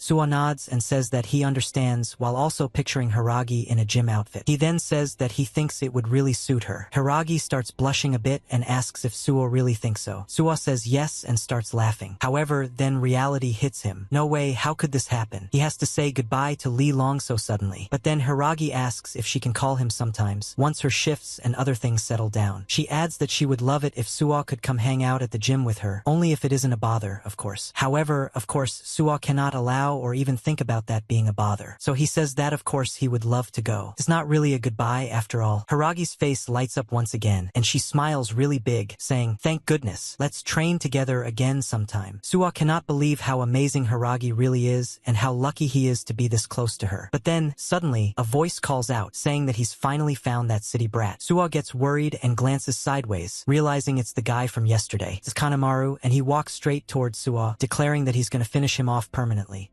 Right here, right now. Suwa immediately tells Hiragi to get away. This is really big trouble for him. He wonders why the hell that fatty from yesterday is here, but either way, he needs to stop him. Hiragi is in danger. With red eyes, that fatty just keeps coming toward him. No matter how many times Suwa yells for him to stop, he just keeps charging. Even Hiragi starts getting worried about Suwa. So now, Suwa has no choice. He has to do something. But then suddenly, another guy appears between them. Kanemaru is still raging with red eyes, but in the next moment, he's seen flying away and crashing to the ground. Suwa is stunned by what just happened. The guy who showed up just now sent Kanemaru flying like that. He wonders, was that punch as strong as lightning bullet? Then the guy turns to Suwa and apologizes, saying it looks like their Kanemaru has caused him a lot of trouble. He politely asks Suwa not to take it the wrong way. Kanemaru acted on his own. Personally, he says he's against violence and assumes Suwa would feel the same way. That's why he came here to talk. Business talk, that is. And then, suddenly, Suwa notices his character list updating. Now, Takazawa High School shows the number 1 student as Uredo Mahiro, who is at level 30. The list refreshes. That means this guy is Takazawa's number 1. He introduces himself with a smile and says it's a pleasure to meet Suwa. Hiragi gets angry and demands to know what's going on all of a sudden. She says she's going to call the police. However, the mysterious guy, Uredo Mahiro, asks her to hold on for a second. He then steps closer to Suwa, saying that, upon taking a closer look, he might have mistaken him for someone else. Suwa is confused and Uredo apologizes, claiming it was his mistake. But then, leaning in even closer, he quietly suggests that Suwa should send Hiragi Wakana home, so the two of them can have a little chat in private. He adds that he'll be waiting in the park just ahead. Suwa is taken aback, wondering how this guy even knows Hiragi's full name. As Uredo turns to leave,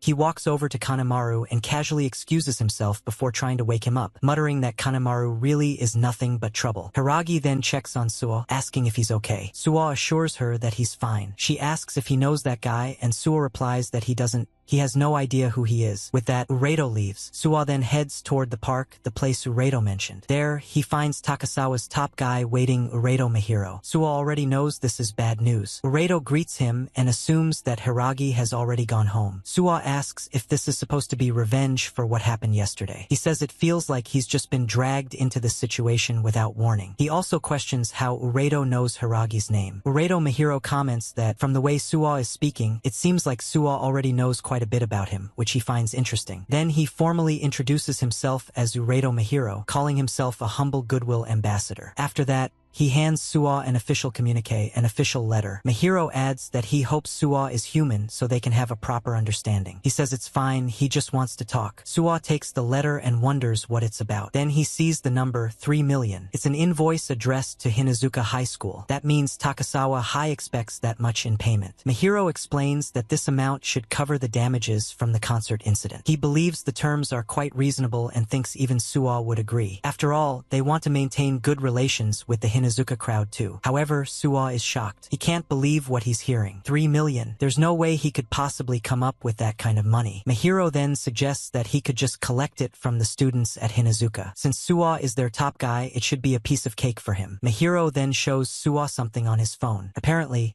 some troublesome individuals showed up at their school earlier. Suwa immediately recognizes them as the guys from Rokuman. Mahiro mentions that, as it turns out, those guys aren't exactly human. With a chilling expression, he adds that beasts who can't be reasoned with honestly make his skin crawl. Mahiro then says that if collecting money from everyone is too difficult, he could handle it himself. He's been feeling a bit bored lately anyway, and chatting with students from other schools sounds like a fun way to pass the time. He just enjoys talking to humans. Then, raising one finger, he tells Suwa he has 1 week. That should be enough time to gather the money. Until then, he promises not to take any action. Suwa is deeply worried. As Mahiro turns to leave, he says that he's glad Suwa is someone he can actually talk things over with, that he's glad Suwa is human. Suwa tries to stop him, asking him to wait, but in his mind, he's overwhelmed by how one-sided the entire situation is. He really doesn't want to get screwed over. Then, as Mahiro walks away, Suwa takes a look at his health bar and level. It's just 30. He begins to wonder if Mahiro is really Takasawa's top guy with a level like that. And if they were to fight right now, would he stand a chance? However, Mahiro then suddenly turns around and gives Suwa a menacing stare, so intense that it actually scares him. Mahiro just stands there, radiating pressure,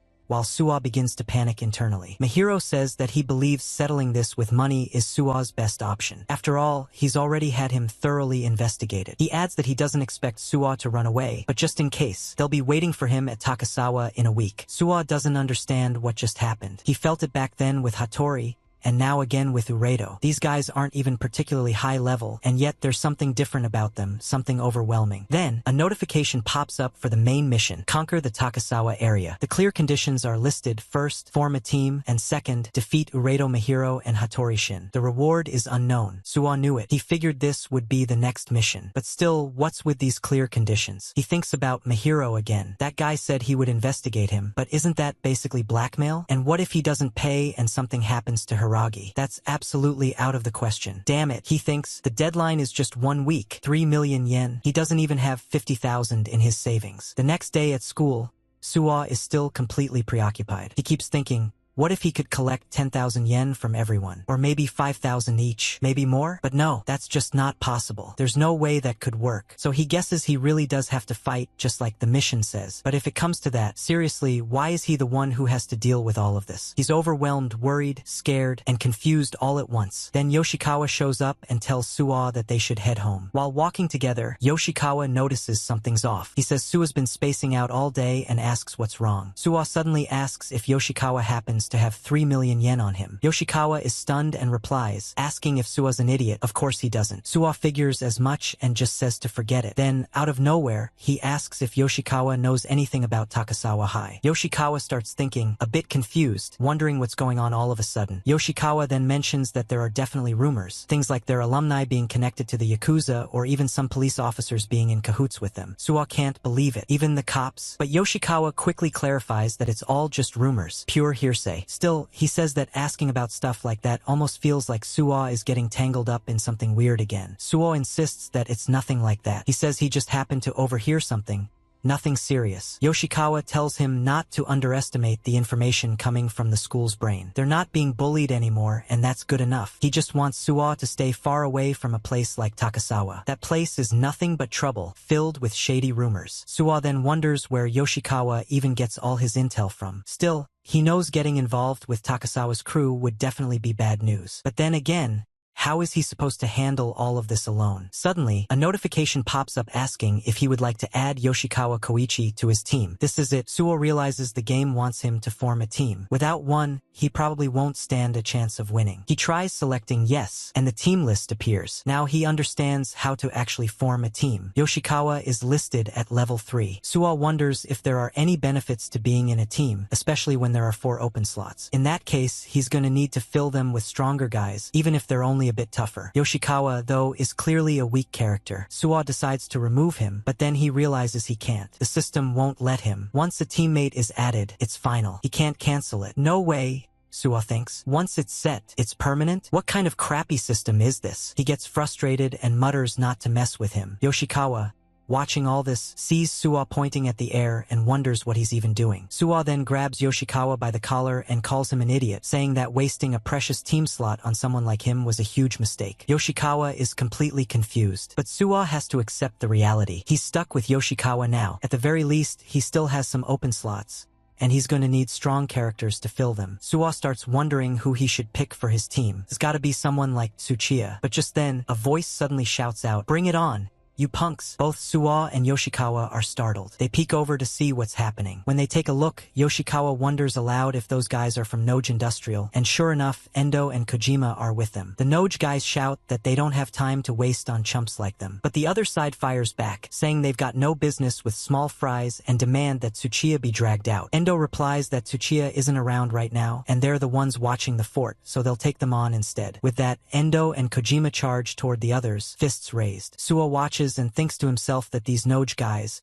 no matter how many times they get their butts kicked, just never learn. Still, Endo and Kojima are supposedly right behind Tsuchiya in terms of strength at their school. Maybe they could be potential candidates for his team, but then again, he sees Endo immediately take a punch straight to the face, and Kojima gets kicked hard in the stomach. Both collapse onto the ground. The attackers laugh and talk about how weak these guys are, calling them pathetic. Suwa then asks himself if they were always this bad. All those muscles on them seem like a complete waste. With both down for the count, trying to take on Takasawa with a crew like this is clearly impossible. Even Yoshikawa can see how completely one-sided the fight is. Then Suwa steps forward. The other guys take notice and recognize him. They quickly realize this must be Suwa's friend. Suwa sees that there are 3 of them and their levels seem pretty low, so he figures he can end it in one go. He launches into action with a mid-air medium kick followed by a flying knee. One guy is knocked to the ground instantly. The remaining 2 are stunned. As they turn to react and throw a punch at Suwa, he ducks low and counters with a punch combo, taking another guy out. The last one is left standing, helplessly watching his second friend collapse. And then it's his own turn. Tsuchiya might not be around, but Suwa is here, fighting with everything he's got. With one more powerful uppercut, the Flying Thunder Roar Fist, he ends the fight. Everyone is knocked out, and he earns experience points. Kojima and Endo slowly get back up. Kojima says they're saved, while Endo praises Suwa, calling the whole thing awesome and complaining that those jerks just showed up out of nowhere looking for a fight. Kojima agrees, saying they were a total pain, but Suwa just can't understand these guys. As they are now, they're completely useless, even if he adds them to his team. Still, something about seeing them get beaten so badly stirs something in him. It's frustrating, so he makes a decision. He'll just make them strong. He swears it. Endo and Kojima notice him muttering and ask what's wrong. Then Suwa suddenly calls out both their names, along with Yoshikawa's, and declares that he's going to thoroughly train every single one of them. He'll make them all strong. He tells them to prepare themselves. The 3 of them are surprised, staring in confusion. They wonder what Suwa is even talking about. Yoshikawa especially doesn't understand why he's being included in this. Suwa thinks to himself that they have only 1 week to raise the team's level. Right now it's bad, really bad, but with the members he has no choice but to make it work if he wants to take on Takasawa High. Later, at the hospital, we see Taniguchi resting. Someone comes to visit him. The visitor comments that Taniguchi looks pretty damn comfortable. Taniguchi, upon seeing who it is, calls him a bastard. It's none other than Tsuchiya. Taniguchi immediately rises from his bed and demands to know what Tsuchiya is doing there. His sudden burst of energy causes him sharp pain, but his frustration overrides it until he blinks again and realizes no one is there. Tsuchiya is gone. He wonders if he was half asleep or just imagining things. It's pathetic, he thinks, to be in such a state. He knows he has to make up for his mistake. Big time. He remembers everything that happened and still can't believe his target turned out to be Suwa. A guy like that, he never thought he even existed. The frustration builds inside him, but even now, he quietly hopes Suwa will have his back. Meanwhile, Suwa is trying to train the others, who are all confused about what's going through his mind. Endo questions how exactly Suwa plans to train them, while Kojima wonders what Suwa is even thinking. Suwa explains that Takasawa's top guy, Uredo, came to see him directly. He then shows them an invoice. The others are stunned to see the 3 million yen written on it. Suwa warns that if they can't pay, there's no telling what might happen next. He continues, telling them about Uredo and especially about a guy named Kurosaki, who is known to be seriously dangerous. Rumors say even the crew from Rokoka got taken out. Endo is shocked to hear that Taniguchi was involved in this mess too. That's why Suwa wants them to realize that if they stay the way they are, they're finished. Yoshikawa quickly processes the situation and calmly states that while he understands, he won't be of much help. He assumes no one would bother going after someone like him anyway. Suwa insists that Yoshikawa will definitely be a target too. Yoshikawa reacts in panic, unable to believe it. Suwa doesn't say it aloud, but he knows it's because Yoshikawa is already on his team. Kojima then comments that even if all this is true, a week isn't nearly enough time to do anything. But just as Suwa is about to say something, his phone rings. It's Hiragi. She had mentioned she would message him about his work shift, but now he realizes this is the opportunity he needs. Later, the group arrives at Hiragi's martial arts gym. The others are confused, asking what this meeting is really about. Endo wonders if Suwa is actually planning for them to learn martial arts now. Akari is present too, along with Yoshikawa and Kojima. Out of all of them, Akari seems to be the only one genuinely excited to be there, mainly because it gives her another chance to see her beloved senpai. Soon, Hiragi arrives,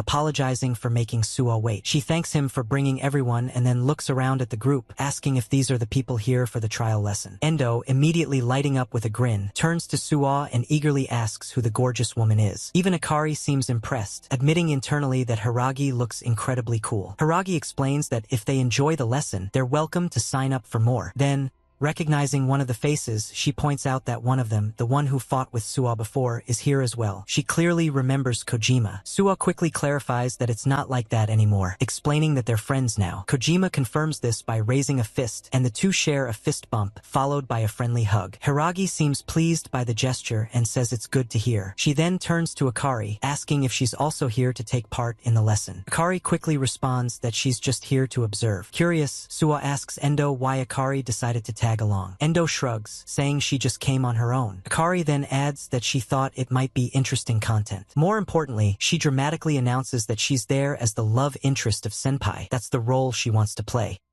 Understandably baffled, tries to make sense of what she's talking about. Endo suddenly gets emotional, warning Suwa that if he ever makes Akari cry, he'll make him pay. Suwa can't help but feel lost in the nonsense around him. Hiragi laughs warmly, clearly amused by how chaotic things always are when it comes to Suwa. Despite it all, Suwa is just relieved Hiragi's the one with him. He quickly brings everyone's attention back to the purpose of their visit. This wasn't the time for jokes. It's time to get started with training. At that moment, a notification appears. Training mode, practice at Hiragi Gym. Acquired experience will be distributed among team members. This is exactly what Suwa needed. Just like before the Tsuchiya fight, this could be the perfect opportunity to level up quickly. Turning to Hiragi, he asks her to make the training as intense as possible. Kojima and Endo begin whispering and giggling among themselves, making cheeky remarks about how getting intense with a fine woman like Hiragi is a little too wild. Yoshikawa, overhearing them, starts to wonder if Hiragi could really be that intense. She doesn't look it, at least not at first glance. But then,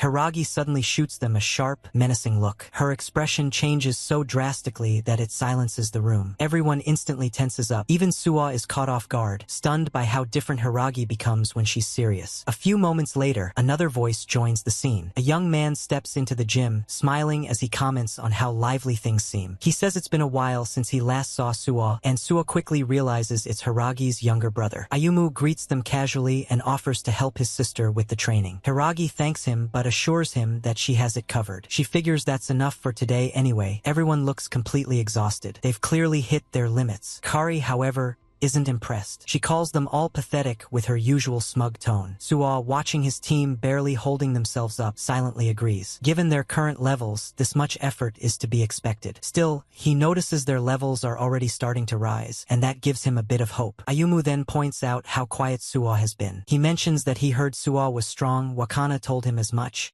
and he proposes a sparring match. As soon as he says it, a notification appears for Suwa, new challenger, Ayumu. Reward, high EXP. Suwa recalls that Hiragi once mentioned her brother also practices martial arts. According to the system, he's at level 30. Suwa has faced stronger opponents, but something about Ayumu feels different. Hiragi seems concerned by the idea, but Ayumu assures her that he'll go easy. He starts throwing a few practice punches in the air. Suwa watches in awe. The movements aren't flashy, but every strike is razor-sharp, deliberate, and clearly well-trained. The skill level is undeniable. Ayumu then steps into the ring and asks if Suwa is up for it. Akari immediately gets excited and starts prepping to record the match, thrilled by the chance to capture another Suwa battle. Suwa hesitates briefly, weighing his options. After a moment of consideration, he nods and accepts the challenge. Akari cheers even louder, bouncing with enthusiasm as the match begins. Ayumu seems pleased and says that's exactly what he likes to hear. He then asks Hiragi to get Suwa some gear. Hiragi, a bit concerned, reminds Ayumu that she really doesn't want Suwa to get hurt. Suwa understands he doesn't have much of a choice. He wants to test himself. This is his first real battle against someone who isn't a gang fighter. He's eager to find out just how far his fighting game skills can take him. He grabs the training gear, gets ready, and steps in front of Ayumu. Ayumu notices he's not wearing any headgear and asks if he's sure about that. But Suwa simply says that he needs to get stronger. He tells Ayumu to come at him with full strength. With Suwa at level 25 and Ayumu at level 30, the battle is about to begin. Ayumu nods and says he'll make the match worth Suwa's time. Then, without further delay, they get into position. Suwa stands ready, waiting to see Ayumu's first move. At first glance, Ayumu doesn't seem particularly intimidating. But as the seconds tick by and Ayumu doesn't make a move, he tells Suwa not to hold back. Taking that as a signal, Suwa launches a clean combo. He attacks with a series of punches, but Ayumu blocks all of them. When Suwa follows up with a kick, Ayumu smoothly ducks under it. Suwa tries to counter with a straight punch, but Ayumu responds with his own attack. Suwa raises his guard and blocks it just in time, surprising Ayumu. But Suwa feels confident. He can clearly see Ayumu's movements. He recognizes the pattern: a jab,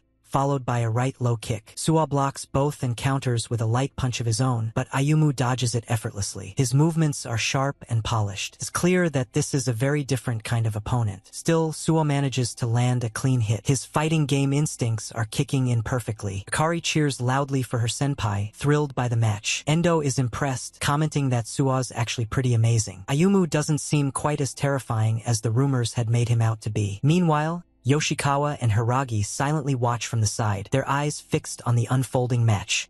Suwa feels confident, like he can finally do this. He's clearly stronger, or so it seems. But just as he's about to throw another punch, Ayumu suddenly says that he sees it now. He's figured Suwa out. With a calm tone, he announces that it's finally his turn. In that instant, something strange happens. The level 30 display on Ayumu begins to flicker. Then, with one powerful strike, Ayumu lands a devastating punch. Suwa is stunned. The force behind it is unlike anything he expected. His health drops drastically. He wonders if he let his guard down somehow. He was watching Ayumu's movements so carefully, and yet now he can't believe what he's seeing. The level 30 indicator is glitching. Before he can fully process it, a kick comes flying at him. Suwa tries to stay calm and resets his stance. Even now, he can still see Ayumu's movements clearly. Another punch comes, fast and strong. But Suwa calculates that Ayumu takes a second to recover after that straight right. If he times it right, he can guard and follow up with a guaranteed punch combo. But just as Suwa moves in to attack, Ayumu's next strike comes sooner than expected. Suwa is already mid-animation. He can't cancel out or adjust. He takes a crushing uppercut directly to the chin. His gauge drops to 0. KO. From the sidelines, Hiragi quickly calls out to Ayumu. He looks back, visibly flustered, and apologizes. He says he got too into it. Suwa's moves were so impressive that he lost himself in the fight. Akari rushes forward, concerned, while Yoshikawa also calls out to Suwa. Suwa, still down, assures them he's okay. His health bar slowly reappears, saved by the training mode system. Even so,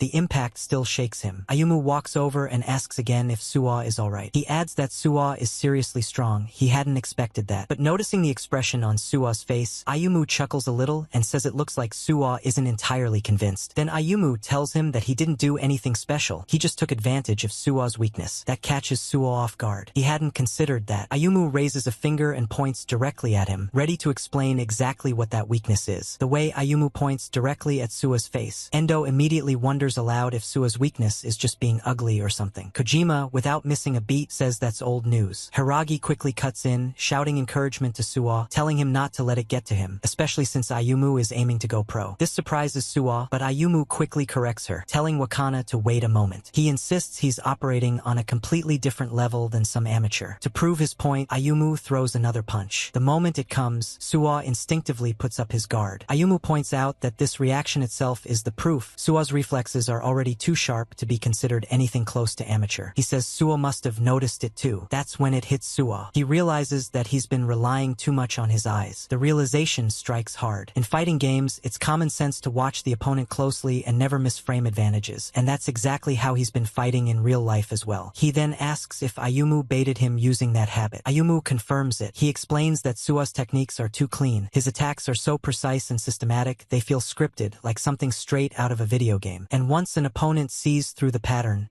countering becomes easy. Suwa feels the weight of that truth. Yes, of course, they are game techniques. That's what he's been using all along. But if relying on his vision is his weakness, how is he supposed to fight without it? Ayumu tells him that it's not about seeing less, it's about seeing more. He needs to pick up on visual cues that go beyond just what's directly in front of him. That kind of awareness only comes with real combat experience. Suwa then notices a notification, confirms that his spar with Ayumu Hiragi is cleared. Still puzzled, he reflects on what Ayumu said. His eyes are a weakness, yet he needs to see more. Then another pop-up tells him his level has increased from 25 to 26. He keeps repeating the phrase to himself, visual clues beyond what one is looking at. Could that be connected to the strange sense he had around Uredo too? That sense of power beyond what was visible. Maybe there's something deeper, some secret skill or instinct to unlock. Just then, Suwa turns his head and sees Yoshikawa punching a heavy bag and even following up with a kick. He's clearly trying hard. Then, out of nowhere, Yoshikawa puts on a fake cool guy act, posing dramatically as if he's some kind of martial arts master. Suwa is surprised and asks where those moves just came from. Yoshikawa shrugs and says he's not entirely sure himself, but he feels like he got a heck of a lot stronger just today. A moment later, his level is revealed.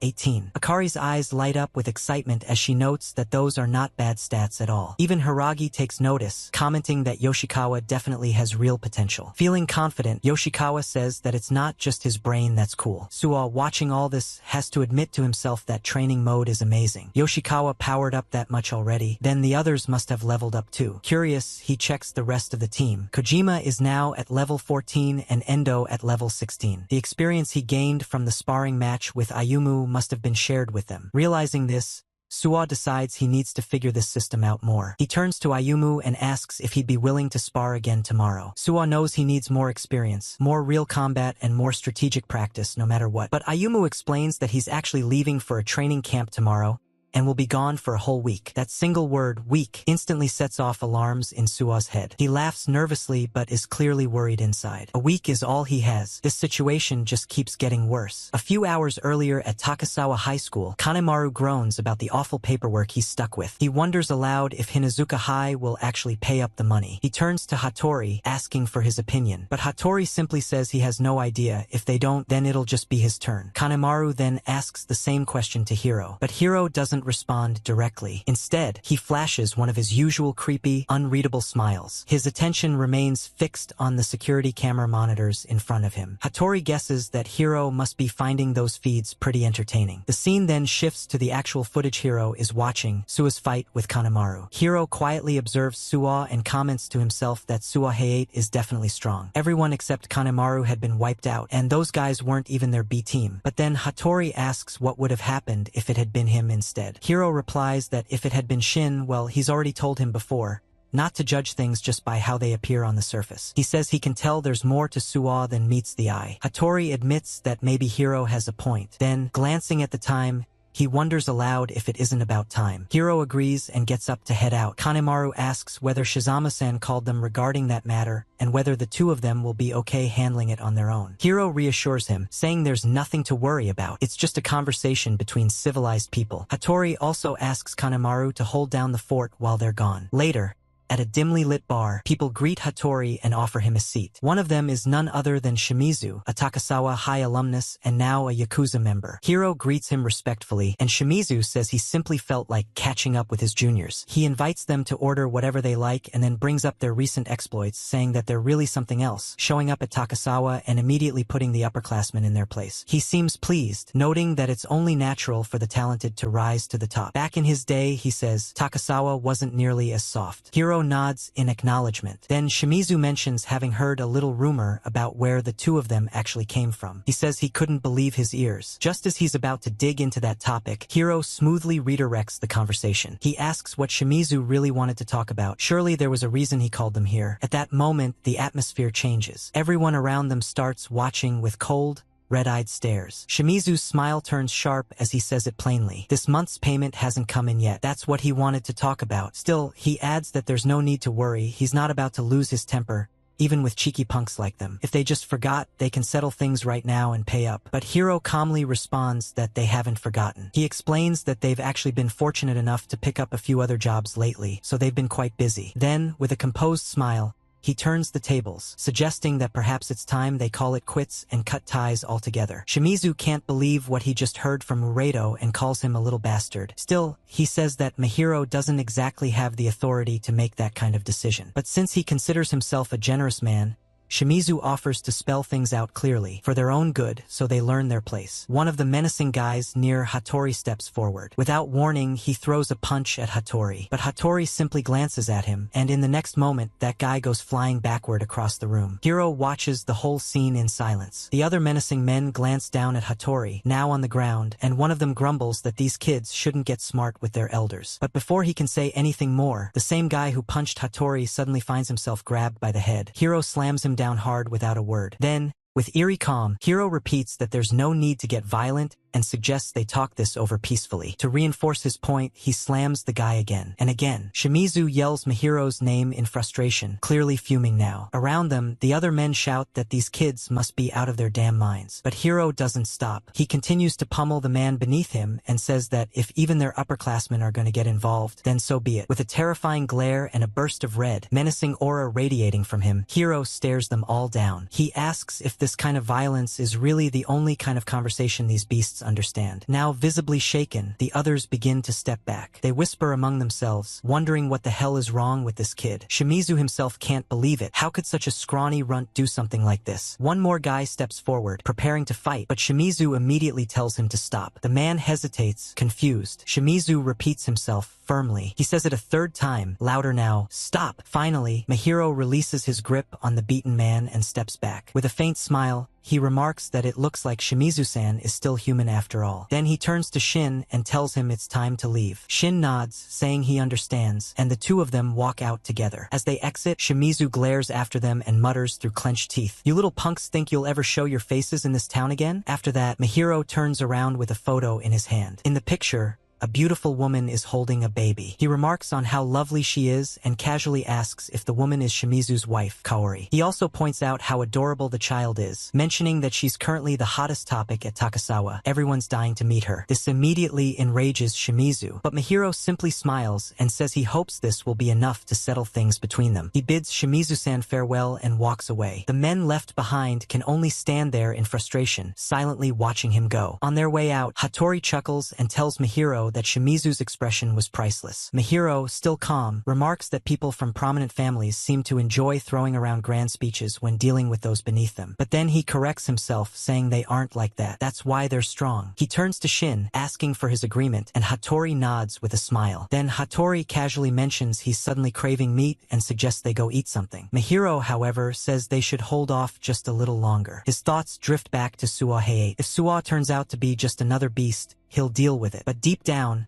Mahiro hopes he'll be something more top-shelf material. Hattori gets excited and tells Mahiro to stop teasing him with thoughts like that. Just the idea of it is making him drool. Meanwhile, back at his place, Suwa sits alone, thinking if there's another way to improve. He knows he needs more real combat experience, but how? While he's mulling it over, something odd happens to his screen. An update notification appears. Confused, he watches the progress bar tick upward. Once the update hits 100%, a new feature appears on his menu, Ghost. Suwa stares at it, having no clue what it means. He navigates the updated system and eventually finds it under training mode. Alongside the usual practice options, there's a new list showing names of people he knows, including Hiragi. Suddenly, light bursts from the screen, and Suwa instinctively shields his eyes. When he lowers his hands, he's stunned to see Hiragi standing right in front of him. He can't believe what he's seeing, and more shockingly, he can touch her. But he knows Wakana-san is supposed to be in her room right now. What's happening feels too surreal. Then a system prompt appears in front of him, asking if he wants to begin training. No matter how Suwa looks at it, the person standing in front of him is undeniably just like the real Hiragi. He's completely stunned. But now it starts to make sense. This must be the ghost feature. Curious, he selects the option to begin training. The moment he confirms, Hiragi opens her eyes and suddenly throws a punch straight at his face. The impact feels real, exactly like getting hit in real life, and his health bar begins to drop. She doesn't stop there. She continues striking him over and over. Before he can recover, she grabs him and tosses him hard. Suwa finds himself in an awkward state of panic, unable to even express how nervous he feels. A strange mix of fear and exhilaration adrenaline rushes through him. Then Hiragi jumps on top of him and launches into a relentless ground attack. Desperate, Suwa starts yelling for her to stop, and just like that, everything freezes. He realizes there's no way he can bring himself to fight Hiragi, not even in this simulated form. Still, he can't deny how shockingly real all of this feels. Suddenly, his sister bursts into his room, yelling at him for being too loud at such a late hour. Suwa panics. He absolutely cannot let anyone else witness what's happening. He snaps at her to at least knock before coming in. His sister, now completely puzzled, takes one look at him and quickly backs out of the room, apologizing awkwardly. But she also mutters that if he's going to do that, he should at least be quiet about it. Suwa, still breathless, doesn't even understand what she means until it clicks. From her perspective, she couldn't see Hiragi at all. Judging by her reaction, she probably thought something completely different was going on. Either way, he's relieved she's gone. Still, he now knows for sure the ghost function is invisible to everyone else. But Hiragi, this is a problem in more ways than one. That aside, this ghost training mode is a goldmine. He can finally get proper combat experience. Deciding to go all in, Suwa chooses to spar against Ayumu next. He tries using his flying thunder punch technique, but before he can land a single hit, Ayumu counters with a swift kick that drops Su's HP to 0 in an instant. Another KO. Thankfully, training mode has auto-recovery, so he quickly gets back up and selects Taniguchi as his next opponent. He goes on the offensive, trying to land a few punches, but Taniguchi easily retaliates with a punch to the face. Suwa is down again. Outside, some random students notice Suwa, now repeatedly getting floored by invisible opponents. They pause and whisper to each other, wondering what the heck is wrong with this weird guy flailing around by himself. One of them suggests maybe they shouldn't stare too long, it's just too creepy. Despite all his efforts, Suwa still isn't getting it. He tries focusing on things beyond visual information, but it's not clicking. This time, he chooses to spar against Tsuchiya again. He doesn't even know what he's supposed to be looking for. As the fight begins, Tsuchiya launches a punch. Suwa picks up on the movement. It's a 1-2 combo, so he decides to respond with a burst attack. But once again, Tsuchiya counters cleanly with a right high kick straight to Suwa's face. Another knockout. It was nowhere near what Suwa predicted. He's baffled. Feels like he's fighting blind. Now he starts to wonder, how did he even manage to beat someone like Tsuchiya before, when right now, in ghost mode, he's getting completely destroyed? This is rough, even if it is just training. Then it hits him. The training mode itself might hold the key. He digs through the settings and finally finds an option labeled Ghost versus Ghost. If he can't beat them directly, maybe he can learn something by watching their fights from the outside. He selects the matchup between Tsuchiya and Taniguchi. They're known rivals, and he's curious to see which one actually comes out on top. As the battle starts, Tsuchiya at level 75 versus Taniguchi at level 76. The two go at it full throttle. They're evenly matched, exchanging heavy blows. Taniguchi swings, Tsuchiya ducks and counters. Tsuchiya strikes, Taniguchi blocks and returns a punch that lands cleanly. But then Tsuchiya kicks Taniguchi across the face. It's a brutal back and forth, but Suwa quickly realizes something important. Neither of them was going all out during their fights with him. They're clearly operating on a whole different level right now. Eventually, Taniguchi goes down. Surprised, Suwa restarts the simulation. Again, Taniguchi loses. A third time, same result. It makes no sense. Taniguchi is the higher level of the two, so why does he keep losing? Suwa starts to wonder if this is like character matchups in fighting games, where stats don't tell the full story. But no, it feels deeper than that. There's something else at play. In the next round, it looks like Taniguchi might finally win. Tsuchiya's health is low, and his next attack appears predictable. Taniguchi seems poised to block and counter for the win. But once again, what Suwa expects doesn't happen. Tsuchiya throws what looks like a punch, but it turns out to be a feint. He follows it up with a devastating kick straight to Taniguchi's face, landing another knockout. Suwa is left stunned. He was sure it was going to be a right straight. He didn't catch the feint at all. But as he replays the moment over and over in his mind, something clicks. There's definitely something there, something beyond the obvious. Ghost mode is more than just a simulation. It's a goldmine. He realizes how useful this feature can be. Maybe he should try it out with other characters as well. Just then,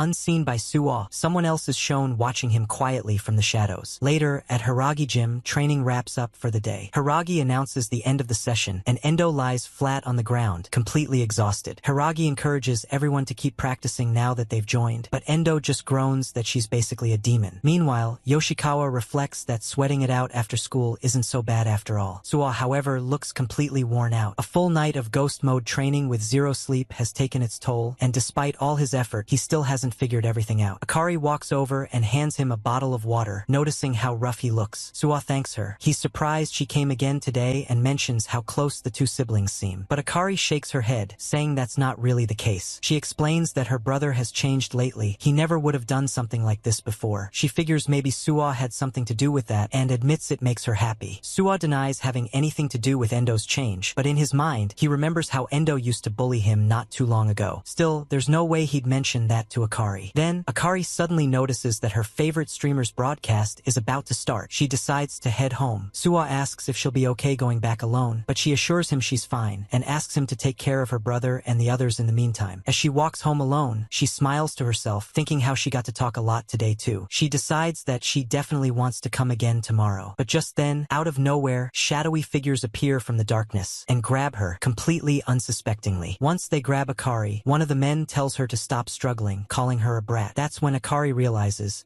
these are the same guys she saw back at the live concert event. Another one of them tells her to be quiet and cooperate, assuring her it'll go easier that way. But Akari suddenly bites down hard on his hand, making him scream out in pain. She bolts, sprinting down the street. The men shout after her, telling her to stop, but Akari yells back, calling them idiots and saying they're ridiculously persistent, especially after her senpai already beat them to a pulp. But just as she rounds a corner, another one of the men, looking annoyed that he has to deal with this, steps forward and smacks her across the face, knocking her to the ground. With Akari down, they quickly lift her up and carry her away, muttering an apology to someone named Oshiro-san as they leave. Akari, dizzy and in pain, thinks about her brother and about her senpai. Meanwhile, Yoshikawa asks what's up with Suwa. They've been walking for a while, and Suwa's been unusually quiet. Yoshikawa notes how serious Suwa looks, like something's bothering him. Suwa brushes it off and says it's nothing. But Kojima also chimes in, questioning whether it even makes sense for them to keep training like this. If they're really going to take on Takasawa, shouldn't they be gathering everyone first? Endo agrees and says they need to get in touch with Tsuchiya. He's been trying really hard, but Tsuchiya hasn't even read his messages. Kojima says he's messaged him too, but no reply there either. No one knows what Tsuchiya's doing. Even for them, he's kind of a mystery. Suwa, meanwhile, thinks to himself that everyone's leveling up is going smoothly. But after yesterday's fight, it's become even more clear. Tsuchiya's strength is absolutely necessary if they're going to face Takasawa. But more than that, there's something even more important. Suddenly, Suwa speaks up. He apologizes, saying there's somewhere he needs to be. The others are a bit confused, but he just tells them that they'll train again tomorrow. He'll see them then. As he walks off, Yoshikawa watches him go, thinking that something is definitely off with Suwa. Later, Suwa is seen holding some cash. He reflects on things, thinking how fights, if they can be avoided, definitely should be. But he's gone and withdrawn all his part-time job savings, which means he's completely broke now. If only he could somehow negotiate using the money he has, they might actually be surprisingly reasonable. Mahiro at least came to talk things out. That gives Suwa some hope. But then, suddenly, someone speaks from behind him, asking what he plans to do with that paltry sum of money. It's Yoshikawa. He steps forward and reminds Suwa that he already tried to make him understand. Don't underestimate Mr. Cool Brain, he says with a smirk. Suwa wants to settle things with Takasawa using just that money? That's way too naive, Yoshikawa tells him. There's no way those guys would agree to something so simple. Still, Yoshikawa adds maybe it's worth a try. He says he can probably scrape together around 100,000 yen. That shocks Suwa. That's a huge amount. He can't believe Yoshikawa would even offer that. He asks if Yoshikawa is really sure, and then he starts to tell him how much he means to him, how Yoshikawa is his best friend. But before he can finish, something suddenly hits him hard. A sharp pain pierces his head. He grabs his temples and starts screaming. The strange sound in his head is back again. He's no longer in normal reality mode. Then, a system notification pops up. Emergency mission. Track Endo Akari's whereabouts. Time limit 30 minutes. Suwa is stunned. He has no idea what's going on. Why would he suddenly be tasked with tracking down Akari? And then, right on cue, his phone rings. It's Endo. Endo asks if Akari is with Suwa. Suwa replies no, he hasn't seen her. Endo says, all right, got it. But his voice is uneasy. He adds that Akari hasn't come home yet, and he has no idea where she could be. Then he hangs up. Suwa's mind races. The timer on the mission is already ticking. Now he gets it. This mission is about Akari. Something's happened to her. But how is he supposed to find her? He has no leads. Then suddenly, he notices something on the ground. An arrow, glowing faintly, pointing in a specific direction. He's confused. Where did this come from? Still, he has no time to hesitate. Meanwhile, in a darker part of town, a group of men stand around, clearly on edge. One of them asks what they're supposed to do now. Another responds that they should just follow the orders. they won't be able to find them anyway. Akari lies on the ground nearby, bruised and weak. That same idol Suwa encountered before appears again, watching her with a disturbing smile. He mutters to himself that Mahiro will be very pleased once he sees this. Back on the streets, Suwa keeps running, following the glowing arrows. He wonders if this is some sort of message. Maybe Akari is helping him find her. But with the timer still ticking down and his gut churning, he knows something's very wrong. Yoshikawa, still confused, calls out to him, but Suwa doesn't stop. He just shouts back, "I have to go now," and he sprints forward, chasing the trail. Comment now if you want more.